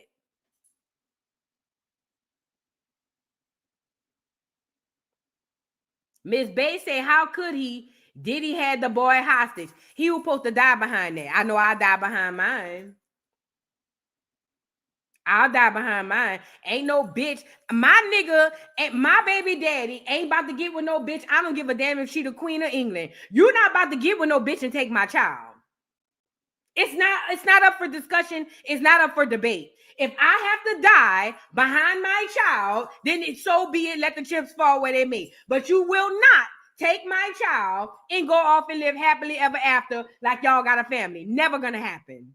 Now, if I got to go on to glory and take the dirt nap and meet my maker, let the chips fall where they may and let so be it, que sera, sera. But what you not going to do is take mine and go over there and live happily ever after. Never going to happen. Never going to happen. I can't even think of a situation where that's possible. Even if I'm paralyzed in the bed, I'm sending somebody on the hit. Never going to happen. Now, again, if you got to get rid of me to go live happily ever after with my child, that's one thing. And I would die with a smile on my face. But you're not taking my child. There's no excuse as a man and as a father. There's no excuse for LB Shore to sit on the sidelines and watch another man raise his child. Money don't matter. Influence don't matter. Clout don't matter. I don't care if Diddy had the army behind him. There's no excuse. LB Shore don't get no pass from me. You sat back and watched that nigga raise your child, and you wasn't even humming, dummy. You wasn't even singing to get no money. The nigga took your child and your career. LB Shore a whole hoe out here. And I said what I said. LB Shore is a whole hoe out here. You let a nigga take your son and your career, my nigga, and you just sat there humming on the beat. I can tell you how I feel about you night and day. And speaking of night and day, I always want to say this. When they did that, when the panorama happened, what's that clear man who was doing them pass the mics around there? And they did that episode with Troop and all them boys was on there. I just wanted to say, when you hit that part, I can tell you how I feel about you night and day. You sounded a mess and you looked at a mess. And I said what I said. I didn't like you on Pass the Mic. You let that boy come take your son. Let's get back into what Justin had to say. What's his name? Q, Quincy, Justin, girl? I don't know. I want him just to be there, support him. Send him a call for Father's Day. He doesn't get it. No, not at all. What if he hit you up for money? Like, oh, can you let me? No, absolutely not. Is it true Diddy used to shut y'all communication down though? Like he wouldn't let them come to parties for you and stuff like that? I mean, it wasn't necessarily a shutdown. It was a confusion, you know what I mean? And it kind of like I had to like explain, like, you know, this is my power. You know, I talked to him earlier. This and that. You know, he can just never understand it. So you have to, you know, see how he sees it. If he's in a situation where he's taking care of, you know, boom, boom, and then he's like, okay, what is he doing? Right. And then he asks again, what is he doing? Is he doing? You know what's so eerie? He sound, and he has the exact mannerisms of his daddy. Ain't that eerie? I'm talking about this boy here. He look, he sound, and he have all the mannerisms of his daddy. And your daddy wasn't even in your life to be man, watch out. He look and sound just like his daddy. I mean, if I can only say, well, you know, he ain't doing much, you know, that's gonna only keep number bad, kind of like, you know, just like right thoughts in your mind. Nothing that's like, oh, like don't talk to him, cut him off. None of that. Gotcha. If roles were reversed, right? Say if Diddy was the guy who was the popping R&B singer in the late 80s, 90s, and I'll be sure was the mogul now, would you want to be known as Shore or Combs? I mean, whatever my birth name was, that's gonna be my name, you know, for life. Like gotcha. Whether I get adopted, which I did, you know what I mean, that's gonna be my, you know, legal name, Combs. But still, you know, at the end of the day, I'm going by Quincy, you know. So yeah. And you also the open letter to your biological father. Right. This boy don't have no relationship with his daddy, and he never have. And the nigga changed your son's last name. There's no excuse. I think, in my opinion, this is just me. In my opinion, LB Shore should shut the fuck up and sit down. Shut up, eat your food, and sit down. Period, point blank. You failed. You failed. You failed. Now you got a grown-ass son in his 30s who wants you to be his friend. This nigga don't even want you to be a father. His fake daddy locked up. Let's put this in perspective. His fake daddy locked up. That's not even his real daddy. And granted, he a billionaire, so we gonna go with the move and say most children gonna go with the billionaire. But that nigga locked up. And Quincy has more loyalty to his fake daddy than the real one sitting outside. Nigga say, I just want him to be a friend and support me. Nigga, what? But that tells you the relationship and the history that they have, which is none. That's why he can get on here and say, well, yeah, you know, he's my biological father, but, you know. LB Shore don't get no passes with me, period, point blank. I'm not going to let y'all do it. Y'all want to make it seem like LB Shore this, that, and the third. LB Shore was a whole hoe out here. And whatever they say he did as far as sucking peen under the table, I believe it. Him and Chris Williams, quiet as it's kept. Because he a whole hoe out here. I could have took his child. I could have kidnapped Quincy at this point. I could have took Quincy, little light-skinned child with the good health, and went gave him to her. You feel what I'm saying? Girl. The Diddy trial is underway. We got a lot to discuss, y'all. We will be back tomorrow to discuss that. So make sure y'all pull up for that. We got to move on. I want to get into the New Orleans prisoners. Everybody get out your parlay. We got bad news. to talk about the prisoners. Now, let's start here. Let's see who all left, first of all. Let's see who all left. Let's see who all left. Let's see who all left. Now, according to this one that I showed y'all, this what they say who was all left. Now, remember, it was 5 that was caught. But now, according to this thing right here, they say Derrick Groves and Antoine Massey are the last 2 on the run. But I got something else to show that they caught them. But put a pin in that.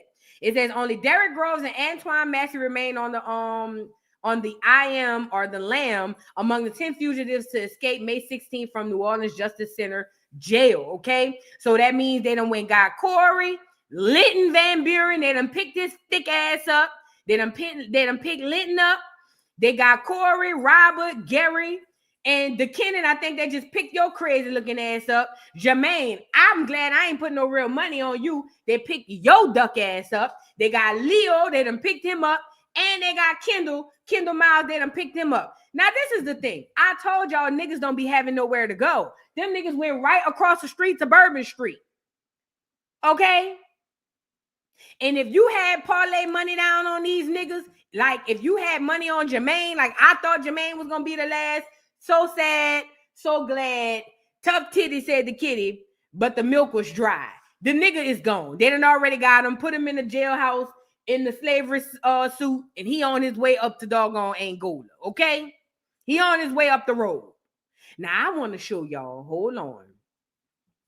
I want to show y'all some of the other updates that I got, right? I don't know who y'all had y'all money on. If y'all had y'all money on somebody, I want to know, are y'all still good? You feel what I'm saying? Are y'all making money? What's going on? Now, here go Linton Van Buren. Becomes the 6th New Orleans jail escapee to be captured. 4 inmates still at large. This is around the time when they got Linton crazy ass. It says, another one, Linton Van Buren has become the 6th inmate who escaped from New Orleans jail to be recaptured. According to authorities, Van Buren was located after they received an anonymous tip about a man walking with a mask. After stopping the individual, he was detained and identified as Van Buren. Authorities are currently executing a search warrant at a hotel where he had been staying. Per news reports, his family members, Linton Van Buren Sr., Angel McKee, and Patricia Van Buren, and Tashina, I'm sorry if I messed her name, Randolph, were booked as accessories after the fact. Patricia and Tanisha, we're just gonna call it Tanisha, her bond have been set to $1 million each. God damn, they ain't never getting out. Niggas in New Orleans ain't got that kind of money sitting around. Not even the 10%. Derrick Groves, Antoine Massey, Leo Tate, and Jermaine Donald remain at large. So, okay, the 2 women that was arrested, apparently they were arrested for helping Jermaine. And they bail or they bond is at $1 million a piece. And 10% of that is what, 10,000 or 100,000? I'm not good at math. Either way, it's too much for a nigga to make bail. So they got Linton, right? Hold on, they got more. So he was number 6. They got Linton. And then 7th and 8th, they got Jermaine and Leo. Our boy. He done let us down, girl. Our boy. It's 100,000. Yeah, they ain't never coming out. Niggas can't even make $1,000 bill. So you know, at 100K, them hoes ain't never coming home, girl. Y'all might as well get comfortable, grab a Snicker and get a bunk, girl. At $1 million, girl, y'all can't get bailed out for $500. You know niggas ain't got no $100,000, girl. Unless somebody put their house up. Damn. So now let's get into 7 and 8 being captured. It says Leo Tate and Jermaine Donald have been reportedly captured.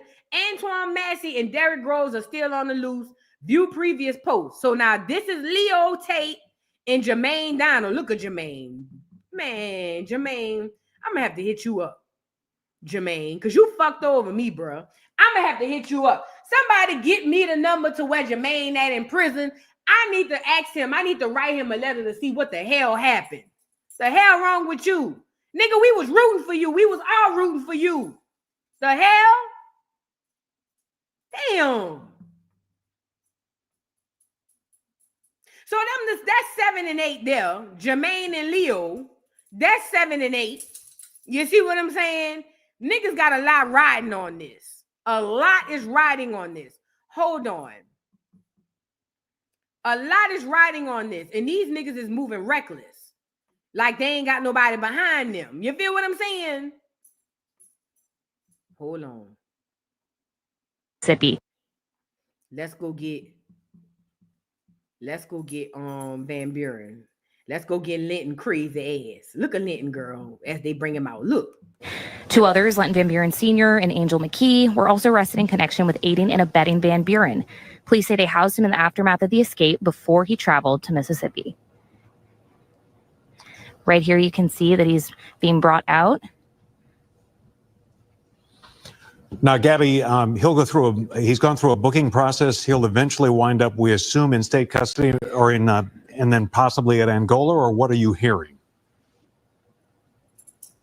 Yes, so what we're hearing is that he will be brought to East Baton Rouge Parish Jail to be booked as a fugitive before he's transferred to a state facility. The individuals prior to him have been booked at Angola. We don't know exactly where he's going just yet, but we are hearing that first he will be booked into the East Baton Rouge Parish Jail as a fugitive. And Gabby, can you give us a little bit more information about where police found Van Buren? Just give our viewers a little bit of an update on that, paint the picture there. Yeah, of course. So we see, of course, they're leaving now en route to that jail. But before that, they found Van Buren on a bench outside of a sneaker store at a shopping center off of Airline Highway near Interstate 12 in Baton Rouge. That is where they went up to Van Buren, approached him. This came from an anonymous tip and eventually took him into custody. So this was a tip that led them to the shopping center in Baton Rouge, and he was brought there. And again, we see him leaving here now, shaking his head. Not sure there's anything being said in the back of that car, but that's kind of the details that we know right now. Linton Van Buren Jr. being brought to East Baton Rouge Parish Jail. Mississippi. 2 others, Linton Van Buren Sr. and Angel McKee, were also... All right, so according to this, it says around 6:12 p.m. this evening, Baton Rouge police officers arrested Van Buren and received an anonymous tip from a concerned citizen at 9636 Hammond Air. It says Van Buren was apprehended while sitting on a bench near a department store located at 9636 Hammond Air. Van Buren was the 6th captured escapee from New Orleans Parish Jail. Break, it says this evening, the Louisiana State Police brought Linton Van Buren transport to be booked in East Baton Rouge before transfer to the Department of Corrections. So they got an anonymous tip. Somebody saw the nigga sitting outside of the doggone sneaker store. We don't call them sneakers in New Orleans. So the shoe store. The nigga was in there probably looking for a pair of tennis shoes. That's what we call them in New Orleans. Y'all call them sneakers up in New York and all of that. But the nigga was in there probably looking for a pair of tennis shoes and got caught. Maybe he wanted to get caught. Maybe he didn't have no money and he realized if I sit at this bus stop in front of the store, somebody gonna see me and they'll have to turn me in. That's the only thing I can come up with, and I can surmise that he was ready to go on in. He tired. He had been running. Niggas don't be having no plans. Niggas just escape and let the chips fall where they may. Niggas literally escaped and let the chips fall where they may. Poor thing. So yeah, that was Linton. And then hold on, I got another clip to show y'all real quickly. Hold on.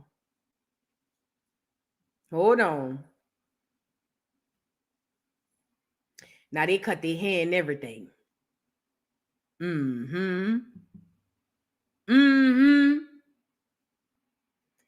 Now, who is this? Because this on Buck page. Oh, this Leo. Okay, this the other 2, Leo and the other 2 that just got caught. They say they cut their hair because they had dreads. Okay, yeah. Them niggas cut their hair. Oh yeah, see, you thought you was just gonna be able to be free after you cut your hair, but baby, COVID is over, baby. We not running around here with no mask on. You look like a sore thumb. You did better just putting a shiesty on. He did better just putting a shiesty on. So I think this is the mistake that I made, that I thought that this guy was Derrick Groves. I thought this dude right here was Derrick Groves, but that's not Derrick Groves. So apparently Derrick Groves and what's the other guy's name? They are still on the run. I don't know. Remember, I was going to change my bet to Derrick, but Derrick been living life on the ledge, and I don't too particularly like it. I ain't going to lie. I don't like Derrick living life off the ledge. We got to get into this Muni thing too. Yeah, so right now, Derrick Groves and Antoine Massey are the last two that were caught. This is Leo Tate. Let me show you what Leo Tate looked like. Let me show you. Matter of fact, I can show you one here. Let me show you what Leo Tate looked like without the dreads. Matter of fact, I'll show y'all so y'all can see. So can y'all see this? Can y'all see this? Yeah, y'all can see it. Okay, so Leo Tate, that's this one right here. This is Leo Tate. This is what he looked like with the dreads. That's what he looked like without the dreads. You see him? So he done cut his hair. He done found somewhere to cut his hair. And the other boy, I think that's Jermaine. That's Jermaine who cut his hair too. Jermaine. I can't believe that. Jermaine. And this Jermaine done cut his hair. Look at him. That was Jermaine. Let me see if y'all can see this. That was Jermaine in the corner right there. The nigga done cut his hair. We can still see his shoe fat. So right now we still got Derrick Groves and Antoine Massey that are still on the run. Oh yeah. Did you know Kim Groves was unalived by corrupt NO police officers Lynn Davis? Yes, I do know that. And I want to show y'all this too, because I have to add this.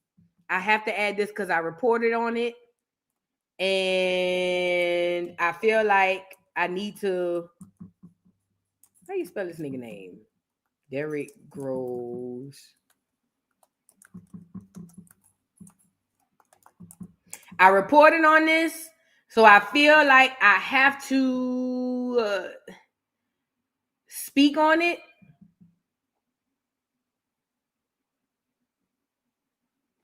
Hold on. Monique desired McCormick Johnson. It was the cops family. That lady picture his grandmother. That cop, he set up to go on alive. So Derrick came back and alive. Okay, no. This is the hearsay. So now, according to what the people are saying, they're saying that Derrick Groves apparently unalived 4 people who were, I guess, 4 people who had something to do or who's the family of the police. And I had saw somewhere on the internet that the cousin had came out and said that that's not true. That the cousin basically said that anybody who was unalive has nothing to do. Here you go. They don't have nothing to do with the cops family. And I wanted to, since this came from the cousin mouth, I feel like at very least we could explore it. I don't know how true it is, but let's get into what the cousin had to say. Make a quick statement on what's going on with everything dealing with Derrick Grove. Derrick Grove recent murder conviction is not connected in any way, shape, or form to Lynn Davis. None of the victims are related to that case. So y'all got to kind of watch these blogs with these false narratives, and a lot of it be clickbait just to have a storyline connected to what's going on. But my auntie Kim, which is Derrick Grove's grandmother, that whole situation is not tied or linked together whatsoever.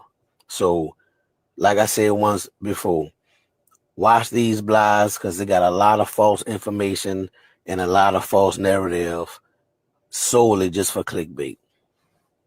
Real quick, I just want to make a quick. Groves. My name is Jasmine Groves. Can I say this as well? I think that first of all, I'm doing a retraction because I too repeated the fact that he was unalive, or he unalived family members of the cop, the dirty cop who unalived his grandmother. And according to the cousin, now this is the biological cousin, his mother is Kim's sister. So this is a biological cousin we're talking about here. Okay. What he's saying is that that's not true. None of the victims that Derek Grove unalived recently, or even period, had anything to do with the unaliving of his grandmother. Now, we all are attracted to the sensationalism of that story. So we all feel like, oh man, but we don't care. We want it to be true. Because I feel like that too. But I did want to get on here and retract what I said, because I too was following along with the blogs. But according to the cousin, through the cousin's mouth, that's not true. Derek is just out here unaliving people. But somehow, some way, I don't know why, I still want him to win. Ain't that weird? But this is what I want to know too. If that's the case, then this is the question I have. This is the question. If that's the truth, why was Lynn Davis's family so afraid when Derek Groves left prison? This is a real question. If he has never been a threat, made a threat, or done anything to anybody in that family, what has the family heard to make the family so afraid of him having freedom? Did they hear through the grapevine that he's possibly going to double bike and be like, oh, yay, I'm about to come hit y'all? Like, where does the fear come from? Where does the fear come from? Because remember, they were over there logging out, clocking out of work, going out of town, all types of stuff. And I believe that the powers that be put that article out to sensationalize this thing to get our attention toward the situation. However, it is what it is. I did want to add that part. But Derek Grove and Antoine Massey are the last two who are still left on this list. I got a video I want to show you guys. Antoine Massey and Derek Groves are the last two on the list. So if you or a friend had any parlay on them, you're looking good so far. Who knows if they'll ever find Derek Groves? We'll see. Let's get into this video, y'all. Get the likes up on the video, please, and thank you. New Orleans, you called this one. Shout out to Reggie Art. You said it was gonna come down to these last two. Y'all called it. But hopefully y'all family got the $20,000 and turned y'all in. Nobody in the city had faith in the rest of y'all. But listen. Can I say this too? From what I hear, I've never done a Crime Stoppers thing, but from what I hear about the prize money, from what I hear, they make it so as you be waiting so long for the prize money that by the time you get it, if you get it, you still won't get it all. From what I hear, I don't know this to be a fact. This is what they say. They say that when it come down to collecting that money after you be dropping them tips, them folks be acting real crazy. However, if I was an inmate and I know my daughter or my sister or my mom or somebody could turn me in and get the money, I probably have them turn me in for the money. Because you're going back at some point. I'd rather have my family make the money, though. When they start grabbing them people for helping with the assistance of inmates while they was on a run and giving them $1 million bails, I knew something was going to shake. Ain't nobody trying to sit in jail without a bail until trial. That was psychological warfare. If you knew where it was going, you was going to see something. I ain't saying that people told. I ain't saying they told on you. I'm not saying that. But I'm just saying, $1 million bail, you not going home. No one has $1 million to bond you out until you go to trial for assisting with an escaped inmate. That's what, 5 years? And then you got trial. Nobody ain't trying to do all that. They figured out how to smoke them out. But see, them other two, the whole city was like, yeah, they ain't finding them. Not easy. And not in New Orleans. Y'all was right. Y'all was right on that. Oh, I'm glad you brought this up because this is so right, Tip. Tip said Massey plotted it all. He been getting out. This is 4th or 5th time breaking out. That is facts. Antoine Massey. Let me get him on here. And I don't know if y'all know this, but this ain't the first rodeo for Antoine Massey. That's him looking like Kevin Gates. This ain't the first rodeo for Antoine Massey. This like his 5th or 6th time breaking out of jail. I don't know if y'all know that. So part of me feels like Massey knows exactly what to do and where to go because this ain't his first rodeo breaking out of jail. So I'm glad you brought that up because you're absolutely right. I believe, and people in the city did say that they didn't think that he was going to get caught. All right, we just saw this. So that's where we at right now. We only down to 2. Antoine Massey and Derrick Groves. If your money is on them, you're looking good. If Jermaine let you down like he let me down, then touche, girl. We all over here struggling, okay? Thank God I use Monopoly money to bet on my parlay. Because if I'd have lost $5 real, I'd have been trying to get a job up. Not a job. I'd have been trying to get a ride over to Angola to Windmill on Jermaine head. I'm telling you now, Jermaine, if you're on here, I know they let y'all do internet and all of that stuff. They give y'all a laptop, a little what do you call it? A little tablet or whatever. But call me, nigga. Email me at voodoodollpodcast@gmail.com. I would love to know what was on your mind when you took your black ass out there and didn't have a plan. Call me, Jermaine, or anybody. If you want to reach out to me, hit me up at voodoodollpodcast@gmail.com. I would like to say that we the people have questions and we need to ask some questions to see what was going on. And I want to know, I want to talk to Jermaine personally. Jermaine, get your black ass on the phone. I got a few questions to ask for you. That's just me. Get your ass on the phone, Jermaine. I have a few questions to ask, okay? Now, with that being said, y'all keep up with the parlays, girls. It's a lot going on. Keep up with the parlays. Now, let's get into Miss Shirley, the video that I have coming out later on the day. Y'all know Miss Shirley? Put a 1 in the chat if y'all know Miss Shirley. Put a 1 in the chat if you know Miss Shirley. Put a 2 in the chat if you don't know who the hell or what the hell I'm talking about. I'm trying to see something. Y'all know Miss Shirley? Let's get into Miss Shirley. Miss Shirley is a young black, beautiful black baby. How old Miss Shirley is? About 5, 6, 7 tops. Miss Shirley has gone viral for doing the boots on the ground dance. Miss Shirley has been all over TikTok. She got to start on TikTok. You know, the line dancing craze has been taking over everything by storm.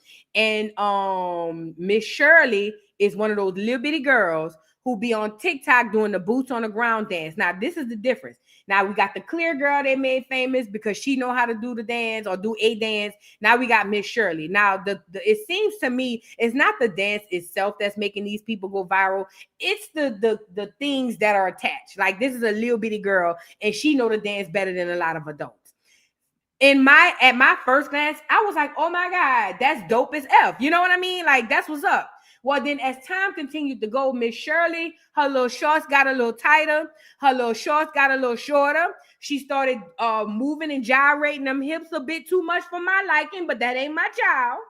A little bit too much for my liking, but ultimately, she was gyrating them hips. Now, once something goes mainstream, I'm talking about Jennifer Hudson and Nicki Minaj, they want to push these hoes down our throats so much, and we just not buying it. Once something goes mainstream, that's when you have an issue. And TikTok is a gift and a curse because it can push a lot of things mainstream that really shouldn't be, like the line dancing, in my opinion. She 4? Oh, wow. Hair like wool say she 4. Okay, so this is 4. Okay, she's 4.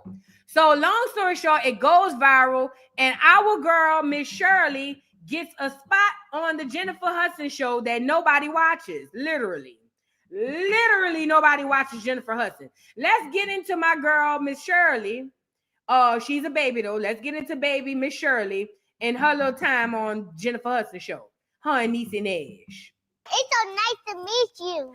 Thank you. Oh, you gonna show us how to line dance? Yeah. All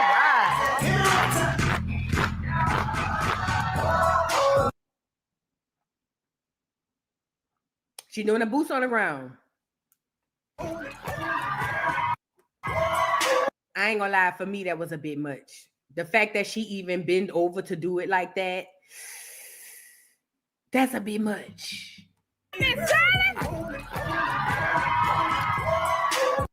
So, long story short, a lot of people have been having a lot to say about Miss Shirley, right?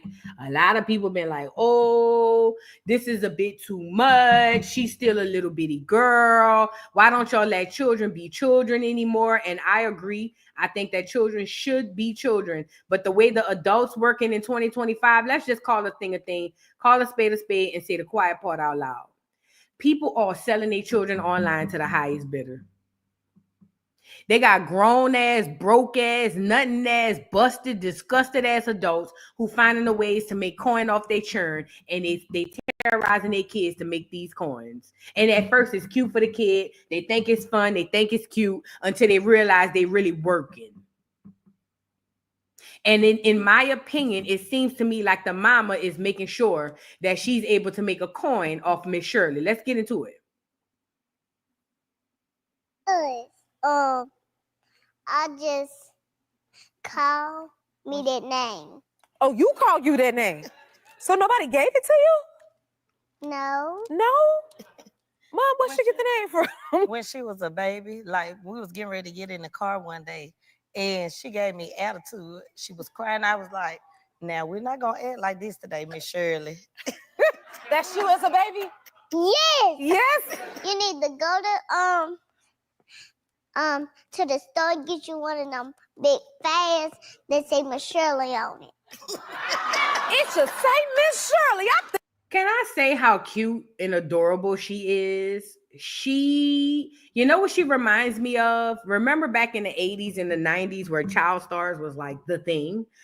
She reminds me of like a Rudy Huxtable when she was a little bitty girl, or Raven Simone when she was like, she has it. Whatever that je ne sais quoi that some children are born with, she has it. She has it. She's a beautiful, adorable baby girl. Beautiful baby. Now, people on TikTok was starting to feel some type of way because every time you turn around, Miss Shirley had on little bitty shorts, bending over like y'all just saw, doing the boots on the ground. Miss Shirley sitting on somebody's lap all the time, grown people holding her, according to the people on TikTok. According to the people on TikTok, people always holding her. She always sitting on a man's lap, allegedly. I don't know this to be a fact. They say her dancing was cute at first, but now it's beginning to be too grown. Everybody's having something to say. So much so, somebody called the CPS people. Now, before we get into the CPS people, let's get into one of the major things that sparked this entire situation. So apparently, Miss Shirley's mama took this to the next level. And first of all, people are running around saying that she has an OnlyFans account. And the mama says she don't have an OnlyFans account. It is some other account, but it's for fans only, according to the mama. But people been going around saying she have an OnlyFans account. The mama said that's not true. The mama decided to up the ante and do a video with Miss Shirley. And if you can see her in this red dress, this is what sent people like crazy. So apparently the song that's playing in the background is Johnny Gill, put on your red dress and slip on your high heels. And Miss Shirley mama put her up here for the doggone thing. Now I can't play the music, but I can sing the song. Slip on your high heels and some of that sweet perfume. It sure smells good on you. Slide on your lipstick and let all your hair down. Cause baby, when you get through. So people saw this and was like, what? And I'm with the people. This is too grown. Miss Shirley is 4 years old. The fact that y'all calling her Miss Shirley, it wouldn't necessarily bother me because they got old souls that done been here before. You feel what I'm saying? But now the persona is starting to match the name, and that is a problem. Every Shirley we've ever known through music has been a grown-ass woman. Hello, Barbara, this is Shirley. So you are adultifying this baby girl by calling her Miss Shirley. But then when you add the videos, then when you add the boots on the ground with her popping her little behind up and things of that nature, it has gone too far. Some people feel like Miss Shirley mama don't care. As long as the check clears and as long as she can make her coin, she don't give a damn about what Miss Shirley got going on. And I'm inclined to believe that they're right. Because this is extremely inappropriate for any child at 9, 10, 11, 12, even 16. This is extremely inappropriate for a 4-year-old. But I don't know what the mama was thinking. The rumor got out on the internet that this little girl has an OnlyFans account, and people started calling CPS. Now, CPS finally showed up and came, and Miss Shirley mama was not happy, okay? Let's get Miss Shirley mama on here to cuss y'all ass out.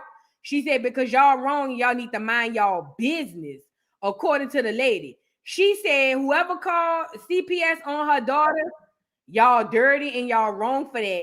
She said, because she is not over-sexualizing her daughter and y'all just doing the most or something like that. I don't know. All day. All day. Them the ones it is. You sitting at home all day with nothing to do but sit and worry about what Tish Tucker and Miss Shirley got going on. It's sickening and it's fucking sad and I'm fucking fed up with it.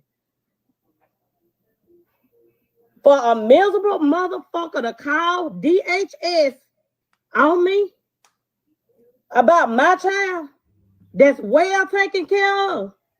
Y'all are fucking sick. To the old bitches that sit in my motherfucking inbox, disrespect me, inbox me, calling me bitches, hoes, sluts, and all that. I'm sick of it. I'm a motherfucking mama before anything. I'm sick of you low-life bitches trying to discredit me as a mother. And to anybody, any elder that's on here, I apologize for my cursing. I apologize if you feel I'm being home all day. All right, so that's a little bit. I will be doing a video today that'll be dropping on the channel. So I don't want to give too much of what's been going on, but this is Miss Shirley's response, her mother's response. And I'm gonna be honest, there are some people who just hate him. There are, but there really are some people who are genuinely concerned. You got to understand, and we don't know it and we don't recognize it because in our minds, it's not real until it actually affects us. For instance, I'll give you an example. Thank God, I've never been violated as a child. So to me, violating a child is far-fetched. It's not on the forefront of my brain because I've never experienced it, nor have I been around that type of stuff. So for me, it's not on my brain. But there are people who understand the signs. There are people who've seen these stories, who've seen these movies. They've seen this show. They know the movie. They wrote the script. And there are some people who are noticing things like, for instance, the meet and greets with the adults. What does an adult have to do with a meet and greet with a 4-year-old child? I don't give a damn how good she dances. There's nothing I need to be running around here and see with no 4-year-old child.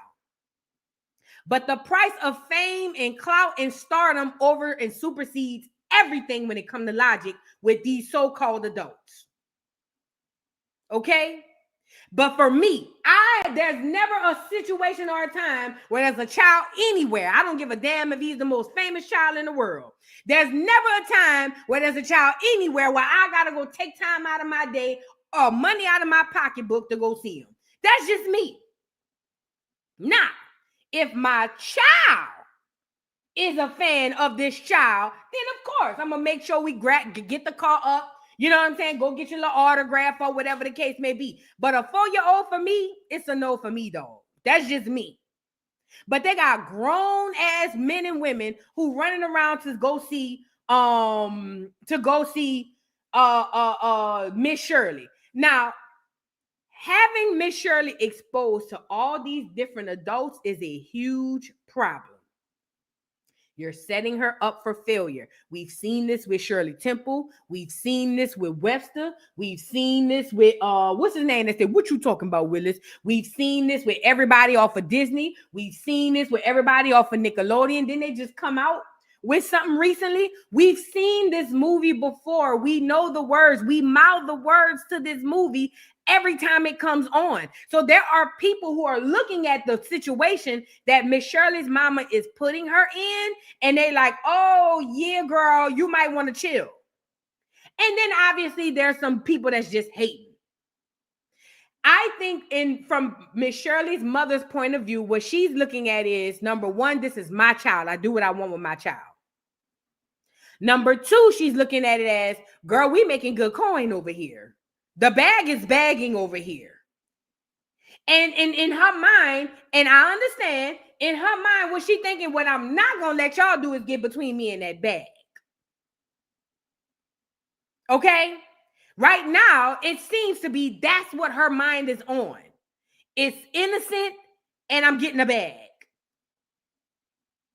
But I find this to be trendy on social media all over the place. Everybody's putting their children to work. It's almost like the adults don't want to get out there and sacrifice and make it for the child. Because there's a lane where children can go viral and you can make a lot of money on it. It seems to me like the adult would rather sit their ugly ass down, and I'm not calling Miss Shirley mama ugly, but it seems like the adult would rather sit their ugly ass down and watch the child make all the money and disguise it to the child as fun, so the child could think, oh, I'm just having fun doing my dance, boots on the ground. Whole time that the parent need you in order to survive. Because in my opinion, if Miss Shirley's mother was a mother first, then in my opinion, this is just me, I could be wrong, but if Miss Shirley's mother was a mother first, then this would be unacceptable. Let me say that one more time to Miss Shirley mama. She seems like a nice woman. She seemed like she take care of her kids. She seemed like them children don't want for nothing. She seemed like if them children if they got food in the house, clothes on their feet, you feel what I'm saying, on their backs. And when it comes to necessities, it seemed like her kids don't want for nothing. It seemed like she's a great mother. But if you were a mother first, in my opinion, this would be unacceptable. I come from the city of New Orleans, where twerking, as we called it before y'all knew it as such, was a thing, from the little bitty girl all the way up to the oldest woman. But I'd be damned if I could sit in front of my mama and catch the wall and get the twerking like the rest of these girls. But now don't get me wrong, they had girls who mamas didn't care if they pee-pop or whatever the case may be. They had some of those girls like that. I'm telling you how my mama was. There was never a thought of me catching the wall in front of my mama. And this is coming from a place like New Orleans where everybody's shaking ass. Everybody, it looked like Africa. Everybody shaking ass. But I be damned if the part come on with Josephine Johnny and he say hit the wall, ho, tear it down, ho. I be damned if I hit that motherfucker. When I hit the wall, my mama gonna be using my head to hit my head across the wall with it.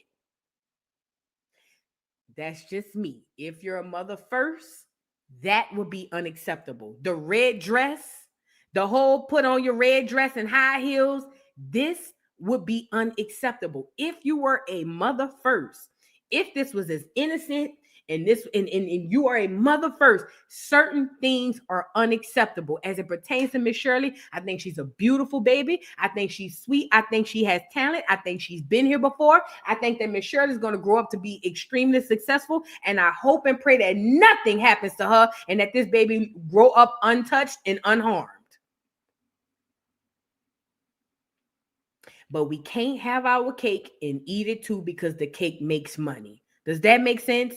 Miss Shirley is a beautiful little girl, but Miss Shirley need to be playing. Miss Shirley need to be doing whatever 4-year-olds do. Being online all day with the boots on the ground is cute and it's fun now. It's not going to be cute and fun in the next 30 days or more.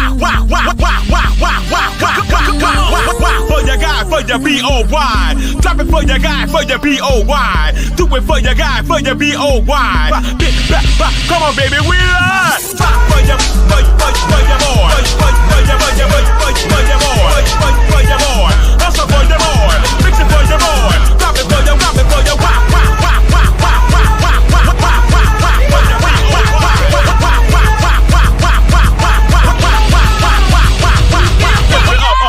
lift it up. Mr. Carroll, how you give the voodoo doll time to talk? I don't get no fucking time to talk. Who the voodoo doll is? The nigga you just had up here.